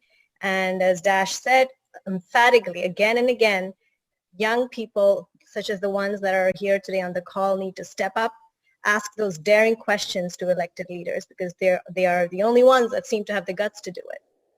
We're grateful to our panelists, Maya, Brother Eddie, and Dash, for making the time to join this very important discussion and for guiding us through it to find ways forward. Our gratitude to Dr. Bharat Gopalaswamy for sharing his Sunday afternoon. I believe he was on a picnic just before this, and for helping us facilitate this dialogue. And looks to us, we're thrilled. Looks to us, we may have identified a couple of areas for APPWW to help champion change. Looks like it's going to be in the areas of economic inclusion and education. Yay! So with the support of several Indian American organizations, local and nationwide, and partnerships with local businesses and corporations, as well as some educational institutions, APPWW will work with our local communities to help drive these two changes through these initiatives. And in the coming weeks, we will look to our panelists, Brother Eddie, Dash, and Maya, to help us turn these initiatives into reality. Now, in addition, APPWW is an official partner of the Census 2020, helping in many ways to get the message of the U.S. Census to our communities. If you have not taken the 2020 census, please do. It matters more than you think. You can do it online, by phone, or by email. Please visit the uscensus.gov website and find out why, what, and how to take the U.S. Census. As mentioned earlier, APPWW strives to build bridges across communities irrespective of race, caste, skin color, religion, gender, or sexual orientation. And we think the best way to start building those bridges is by working together on projects and initiatives like the ones we've identified, economic inclusion and education, to actually bring about change. As Martin Luther King Jr. said, let us realize the arc of the moral universe is long, but it bends towards justice. Thank you. Ram, is there anything you want to add? Yeah, thank you so much, Archana. It's been an invigorating discussion. And you know what? We're at a turning point, folks. The time for talk and rhetoric is done. Too many of our brothers and sisters, especially our African-American brothers and sisters, are hurting and they're in pain. And we've got much work to do together. As long as there's people oppressed due to the color of their skin, oppressed because of the religion they follow, oppressed because of who they are, our job is not done. And APPWW, we're going to continue that fight. We've got to listen to each other, learn from one another, work together, because driving change is hard. And driving change across communities, it's even harder. Free exchange of ideas and dialogue like we've had today, that's crucial to building bridges. People might disagree on the need to talk. And in fact, vested interests and shadow groups attempted to shut down today's dialogue. But we cannot allow this to happen because change comes by listening to each other, learning from one another, and working together, because it's about changing people's hearts. I think Shreya put it really well. It's really about changing people's hearts. And I want to thank all of the panelists, our moderator, and most importantly, all of you out there for spending your Saturday afternoon, especially for those of you from the Seattle area. Hey, the sun's out. That's a rarity. You spent 2 hours listening to this, and so thank you for that. And also, I want to thank the over 24 Indian American organizations, local and across the United States, that are supporting us in this initiative, because ultimately it's about the communities coming together and helping each other. And I also want to recognize TVAsia, who's carrying this event live across the South Asian diaspora across the United States. So thank you, TVAsia, for broadcasting this. We appreciate it. Now, let's keep the conversation going. APPWW, we're going to continue to work with the panelists. Brother Eddie, Dash, and Maya, you haven't seen The Last of Us. We're going to come back, and these initiatives that Archana talked about, we're going to need your guidance, counsel, help, and support to really pull together, how do we action this? How do we turn this into reality? I know that many in the Indian American community, we're ready to step up and be a part of the solution. So join us, work with us, because together, let's be the change we want to see in this world. And so with that, I really want to thank all of you again, and let's stay connected, and united we stand. Thank you very much, everybody. Thank you, everyone. Thank you. Thank you. Thank you, everyone.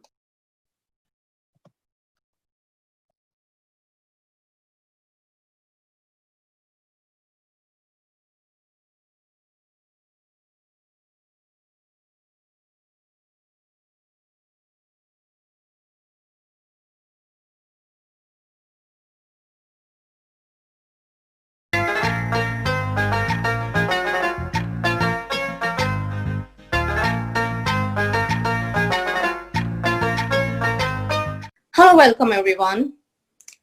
I'm Medha Singh and I'm here to bring you the brand new Healthline show, which is going to be on TVAsia Telugu channel. I'm really honored and privileged to be part of this show, as this show is all about community education, healthcare advices, which is coming from the specialists who are practicing it daily. These are the specialists who will bring you what is current treatment plans, what are those healthcare advices that you need to follow to maintain your health and improve the quality of your life. We all know today that social determinants of health are the main reason that we are not able to contain or control the healthcare cost. The rising healthcare cost can be controlled or reduced only through preventative medicine. That means taking care of yourself before the disease starts. So let me introduce you to the guest today, our specialist today, Dr. Pradeep Shah. Dr. Pradeep Shah is a veteran as a practitioner of infectious disease. He has treated many, many patients as he is in his practice for more than 25 years. He is known for his practice, his expertise. He is valued for his opinion, and his patients can vouch for his treatment. I'm really proud to share that Dr. Pradeep Shah is current president for the medical staff at Hackensack Meridian, JFK University Medical Center. He is also the secretary of APPWW, and he is infectious disease specialist who is serving at more than 2 to 3 hospitals in Central, Jersey, and Union County and Middlesex County. So welcome, Dr. Pradeep Shah. Thank you. Dr. Pradeep Shah is very well known for his opinion for all kinds of infectious disease. And as we all know, today, the entire country, not just entire country, I would say the whole world is fighting with COVID-19. So I'm going to ask Dr. Shah to say a few words because everyone wants to know about COVID-19. Hi, everybody. I'm Dr. Pradeep Shah. Varsha, thank you for my introduction. This virus, what is called COVID-19, has been very disaster. It's not only one country. This virus has turned the whole world upside down. I mean, every country has been affected with this. Every person is affected. And let me just go back to what is the COVID-19 virus is. COVID-19 is a part of a called coronavirus. Coronavirus is a well known to medical community. Usually it occurs in winter, and usually it stays in the upper part of respiratory tract. What I mean by that, in the pharynx, in the nose and sinus. But somehow this coronavirus has become what is called mutation. Mutation is when the virus changes their genetic structure, and it has become more virulent in the sense that it not only involves upper respiratory, now it goes down into the lungs where your oxygenation occurs. When you take a deep breath, the oxygen goes into your blood, and where the exchange of the oxygen happens. And that's where it causes the lot of inflammation, and it does not allow the oxygen to go into your blood. Even though you take the oxygen measure, it says 99% sometimes, but the actual contents of the oxygen is low. And that's why you can see the main symptoms of the COVID-19 is a fever, cough, and shortness of breath. When a patient gets shortness of breath, that's a very serious disease. So that is what happened to this COVID-19 virus. As we all know, it started in Wuhan, China, and it spread all over the world. I don't see any country that doesn't have that virus. And another problem with this virus is it's highly contagious. Now what it means is it spreads like a wildfire. Like usually the flu virus, if somebody has a flu, he may infect 1 or 2 people or maximum 3 people. This virus, if a one person is, it can infect up to 50 people if they are in the same room. So the contagious is very highly contagious disease. And the other part is there is called the pre-symptomatic disease. What it means is when you acquire the virus and when you get a symptom, it's called pre-symptomatic period. And that time is very highly infectious. So people doesn't know that they have a virus and they start infecting. By the time they realize that the symptom has begun, the person may have not taken precaution, it may have already infected so many people. So this is the story, and that's how it has spread, and this is how, has become the more problem. And the problem because of contagious and the infectiousness of this disease. And that's why we have to take isolation part. Thank you, Dr. Shah. I just wanted to ask you, now that the cases are becoming lesser and lesser in New Jersey, we know that New Jersey and New York both were hit really hard, and we had highest number of patients with COVID infection. Today, when we are looking at the numbers are significantly lower than what we had in April. I think the maximum number of cases in both the states were in April, and in May it started coming down. And now June, things are opening up, and I just wanted to touch on that point. Do we really need to think that the danger is over? And it should be a really important statement, because we really do not want to see another peak. Well, we cannot guarantee the peak will happen or not, but yes, we can take precaution. That is the most important. I agree that the numbers has gone down, but if you look at some of the other states where it's rising, like California, actually, in fact, I was looking at the news today, California and Arizona, they had the highest number of the cases today, new. So, yes, this is the disease. I don't think it's going anywhere. It little bit die down. If we don't take precaution, it can hit second wave, and we cannot predict when it will happen. So what we can do, yes, we still need to take a precaution. Social distancing is very important. Also, the mask is also important. I know people think that what the mask is going to do, but believe me, it does work. Let me tell you, we had done the study in our hospital, all 17 hospitals, and we tested the doctor who were treating the COVID, and they were taking the precautions. They used to use the personal protection equipment, and only 13% antibody came out positive, and nobody has a PCR antigen, which is active disease, is less than 1%. So what does it show? That the personal protection equipment does work. And we were all frontliner. We used to see the patient in a day, about sometimes 50 to 60 patients in a day, you know. Yeah. And yeah. so that is why, so I think the mask important, hand washing. If you think that you have gone somewhere or you have touched that surface which may be contaminated, simple soap and water. You don't have to use all this sanitizer. Simple soap and water in 20 seconds. If you wash your hand, it's good enough to prevent the disease, you know. And That's correct. Yeah, that's a really great point, Dr. Shah. And I know that many people who are watching this, they are not healthcare professionals. I just wanted to explain them. If you could little bit elaborate, what does the antibody test mean? And what is the PCR test that you're talking about? And what is the significance of both? Okay, so let's start with the PCR antigen. What it is, see, there are two parts in this. One is you directly test for virus, and that is antigen test or PCR antigen test.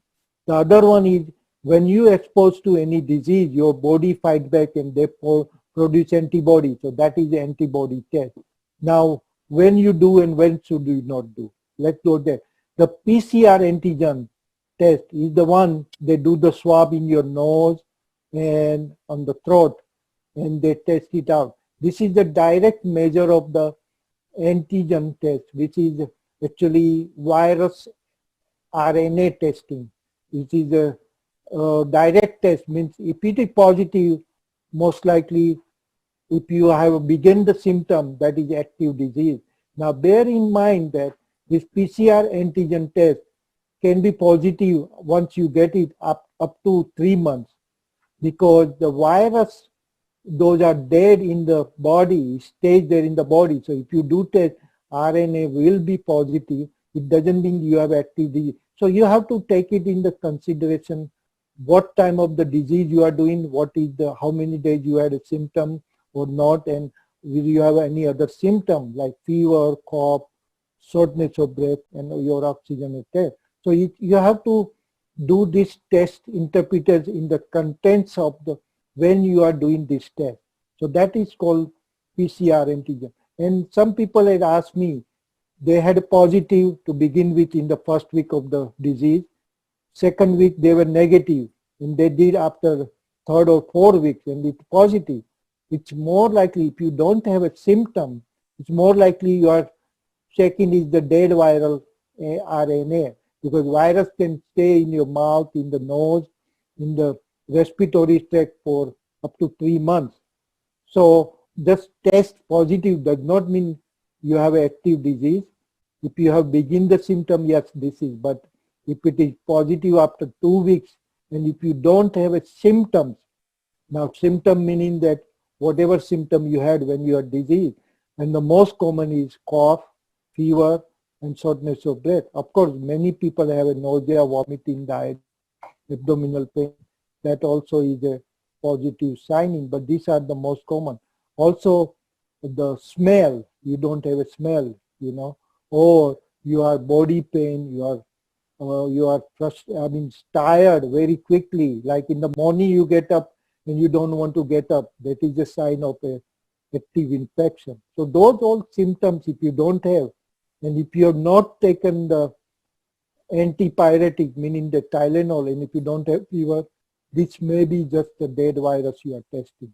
So Dr. Shah, I'm going to ask you a question which may sound funny, but I came across a couple of people and they were very, very anxious and they were not sure whether do I have coronavirus or not, or do I have this symptom, because you know people can get anxious about, even if they're feeling a little bit tired, they will say, oh my God, I'm feeling exhaustion and do I have coronavirus?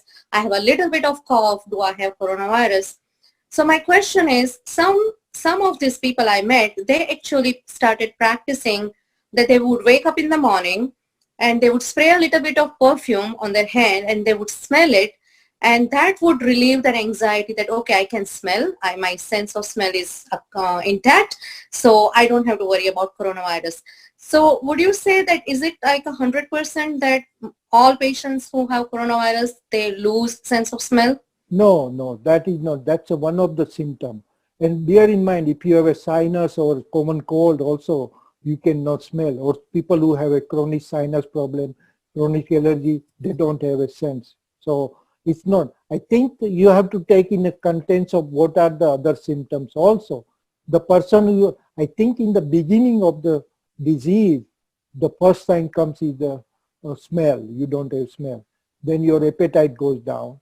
You feel feverish, cough, and so on. But it can be taken any order. It's not that always that is the case. Because whatever I have seen, I think the smell is only 30 to 40% people who lose smell. If not everybody lose the taste. The most important symptoms we have seen is a fever. To use is the antigen test. And antigen test has to be done in proper way. You can't just stick your this swab in your nose and that you have to go deep into until you sneeze really. That is the real test that you have done the right way. Not necessarily, but that's where you should do it. Because if you didn't do the proper way, it can be 30% negative, false negative test, you know. So it has to do professionally way. Also, it has to be also there are different types of antigen tests, but most of the tests now is very highly accurate. But if it is done properly, then still there can be 10% false negative. It doesn't mean that you don't have but the most important part, you have to test it out, you know. Thank you so much, Dr. Shah, for talking about what are the symptomatology and what should patients look at their own symptoms before they think that I really have COVID. My question is, they really need to seek care. I know many patients who really get anxious and first thing they think of is going to emergency room. So what is something that they can do at home and they really don't need to go to emergency room? If you can advise them whom to seek first, whom to reach out to first. Okay, so the first one they have to think, if they have any doubt or they don't know whether they have a COVID or not, they should reach out to their primary care physician.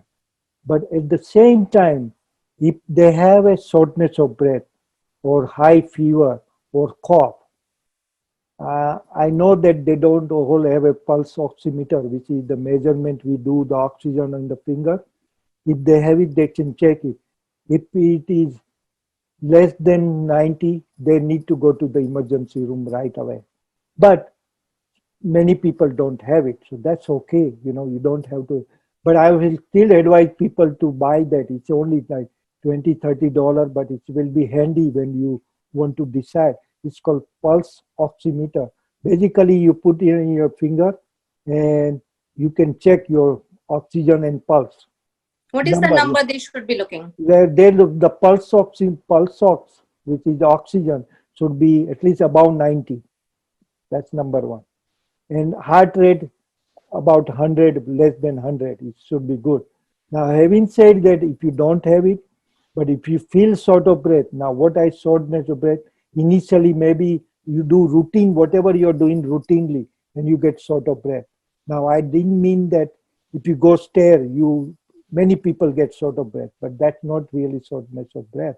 But if you are sitting and if you have a shortness of breath, or you feel unusually short of breath, you know, like you usually do routine work in your home, but you get short of breath, that is the sign, that is dangerous sign that need to go right away to the emergency room. The people who have only mild fever or that they don't have a smell or body pain, they can either call the doctor or they can make appointment and that test it out whether they have a disease or not. After testing out, if they feel okay, except that shortness of breath, then they just home. Now, given that many advice has been done, many medication has come, what we call it a web cure. This is the new term. Meaning people are putting in the computer that this is good medication, you take it. I don't mind doing that, but bear in mind that they did not scientifically prove. Yes, it may help. Vitamin C is another one, vitamin D, people take it, which is good. People drink boiled milk with some masala, they put it inside, you know. And there are many. And I told them this is called web cure, because you read in the your email and all in the computer and get it there. But so what I'm understanding from your advice is that you really want everyone to contact their primary provider rather than reading too much on media, social media, internet, or word of mouth. Because as per your advice, it is the specialist who would know the most current treatment, and they really need to first reach out to their primary provider. And if they really refer, then they will have to see an infectious disease specialist. So let me ask you this question again, Dr. Shah. I know that today we all are observing self-distancing. We are trying to contain and minimize the contact between people, and we are trying to do everything remote. So what's your opinion, what's your advice about setting up a telemedicine appointment for such cases? I believe this telemedicine is very, very helpful, particularly the prevention of the spread of the disease. You know, that is very important. And we are in front line. If we get all sick, then nobody will take care of the patient. So for us is also very important, not for ourselves, but for our patient too, because patient needs us when they come to the hospital. So the question is, telemedicine is very excellent, very excellent. And now we can do tele-video, so we can see the patient. Of course, we cannot listen to the lung, though there are some of them had that equipment in the nursing home, where you can listen to the breath sound, listen to the heartbeat.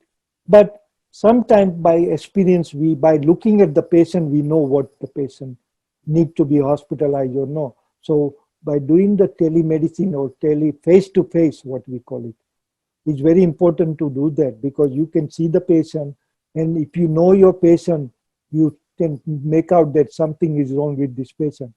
Not necessarily COVID, but even something else is going on with the patient, you know. So it is very, very important. The face-to-face is very important. and patient feels that they have seen the doctor, and that is confidence that they get,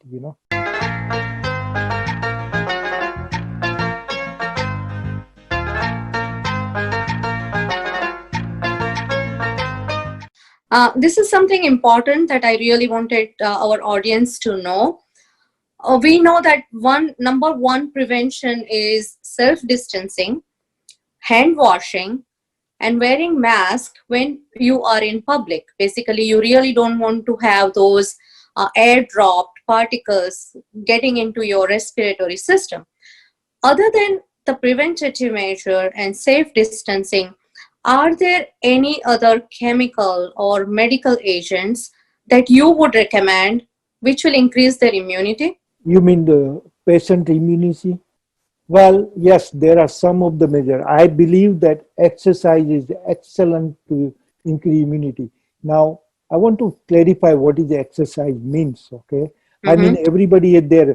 I think basically the public knows that running, jogging is the exercise, but that's not correct. Whatever exercise you can do, I give my patient example. Let's say you are watching TV, like you're watching this video or show on the TV. You can move your hand this way. You want this, your hand, you can move your leg. This is also exercise part of it, okay? And you need to move your body, any parts of the body. It doesn't have to be running, jogging, or anything. But even you can raise your hand like this. Everybody can do. So you imagine that you are watching this show for 30 minutes. And if you do 20 minutes like this, it's a good exercise, okay?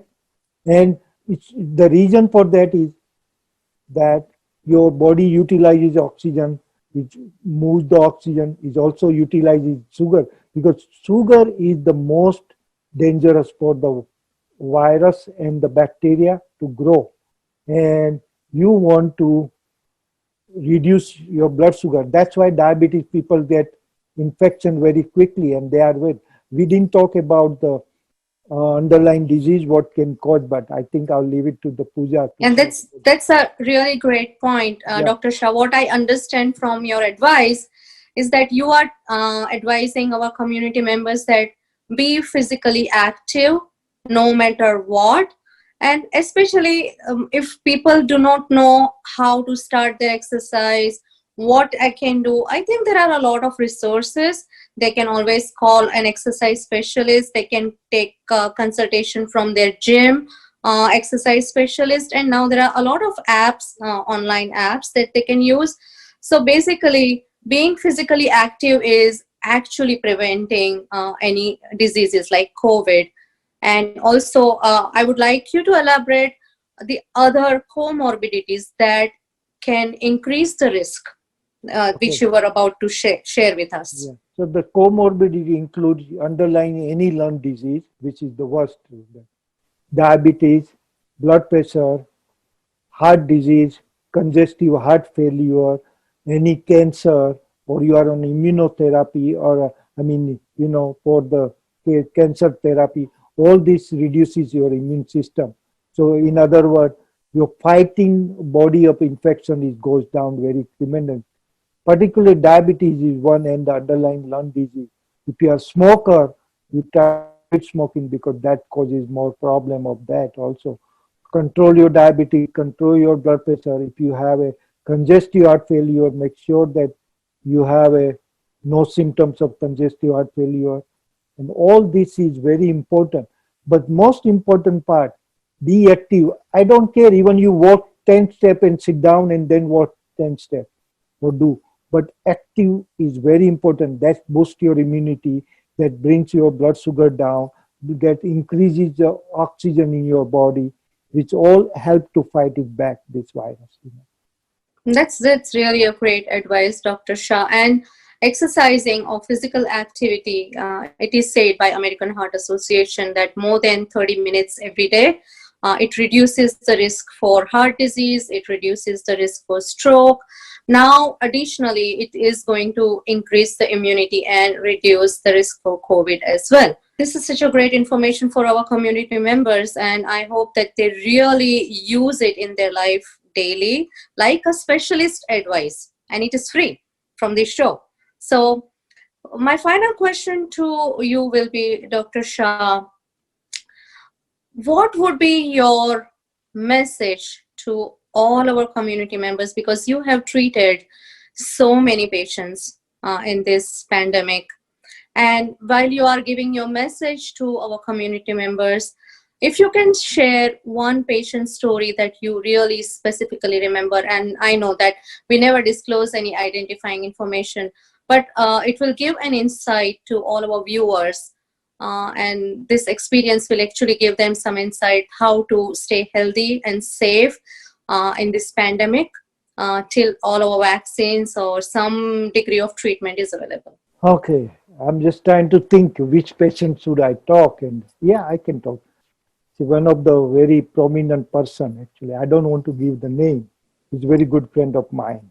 And he calls me and tells me, Dr. Shah, I have a fever for 2 days. So I asked him, did you expose yourself or nothing? He said, I went to the New York, for some business party and all that. So I asked him, when was the New York visit you had and when your symptoms started? So it fit into what usually this virus when you are exposed to virus, there are 5 days where you don't have symptoms, which is pre-symptom. Then at 5th or 6th day you start having symptoms. Roughly, I mean, this is not everything in hard and fast rule, but roughly and symptoms. So he fit into that. So I told him right away that, are you having shortness of breath? And he said, yeah, I'm getting little short of breath. And I told him to come right away to the emergency room. I say, you before get delayed, you come to there, because we can do the blood test, we can do the oxygen level and see whether an X-ray. Good enough, he had an X-ray which is bilateral pneumonia, which fit into this. So I told him that most likely you have and you need to get admitted. And the pulse was 90, 91, but it's borderline. And it's a beginning, because I don't know how far he will go there. So we admitted, we started treatment. At that time, we didn't know what to treat, but whatever knowledge available. By the way, whatever I say this episode, it's what we know. It can change. Many things can change. We only know this virus tip of the iceberg. We still don't know the iceberg, how deep it is and what it is. Okay. So whatever I have told you so far is what we know as of today, and many people, we still don't know anything about this virus. So having said that, basically he was admitted. He was in the hospital for a while. Fortunately, he did not get intubated in the machine, but he was sick. The everyday symptom, I cannot breathe. And oxygen was in 90, sometime 85, 88. He walks, he sit up in the bed, he gets shortness of breath. So make his story short, we treated him. He was almost, I believe, 47 days in the hospital. Then we moved him to the acute care hospital, acute rehab, where he got better and he's home right now. But still, he said that still shortness of breath. So what has happened in this patient is virus is gone, but it has done the damage to the lung, where your oxygenation, when you take a deep breath, oxygen goes into the blood, which we call it alveoli level. It's damaged and the oxygen doesn't go basically main. But he's improving slowly. So the inflammation and damage is improving and he's getting better, but that is the problem. So in short, there are now a lot of medication available, not proven, some of them not proven, but the number one is, we call it convalescent plasma. That person who had a disease who recovered, we giving, that's number one. Then there is a remdesivir, which is antiviral medication. Number 3, hydroxychloroquine. Now they have come out in England about dexamethasone, which is the steroid, to give when the patient is sick enough to give it, to prevent the damage, what is inflammatory reactions, or we call it cytokine storm, all those terms are there, which is used. But I think we are still better prepared than what it hit really. We didn't know what we were facing what we knew. We knew the virus has come, but we didn't know what it is, and a lot of theory has been put up and everything, and we are still learning, and still nobody has a one guideline. And it also depends on how patient present. The patient present with mild symptom, they don't even admit the patient. Patient goes home and because isolate themselves at home. In the hospital, it depends on what stage of the disease they present, and we treat accordingly. So thank you so much, Dr. Shah. I think the message that I can summarize from your talk is, number one, do not underestimate this virus. It's not over yet. We really need to be diligent, washing our hands, self-distancing, and we're making sure that our mask, and again, the mask which covers the nose, not which is hanging down, just on the lips, correct? Right. And then you also said that early treatment, seek early treatment, which is very important. And your example that you gave about your friend, he was treated early. Even though there was a long stay, he is still improving. So there is a positive in that again. And lastly, you said there are many, many treatments available. So now we are after 3 months, I would say March, April, and May. In June, we are optimistic that if a person reports early, then we have multiple different ways to treat this patient. So there is actually prevention and then treatment. They are all available. And I also understand that there is a lot of research which is underway to find out what is the best possible way to tackle this pandemic. So with this message, I hope this community has had a wonderful session of advice from very specialist in infectious disease. And I believe that this presentation will benefit and it will help them to take care of themselves in a better manner with a better understanding. So I really thank you for your time and your advice and the energy that you showed in this show, Healthline. Thank you very much, Dr. Shah. Thank you very much. Good luck to everybody. Be safe, safety, and social distancing, and wear the mask and hand wash. This is the measure. You have to take care of yourself. Thank you. Thank you so much. Thank you.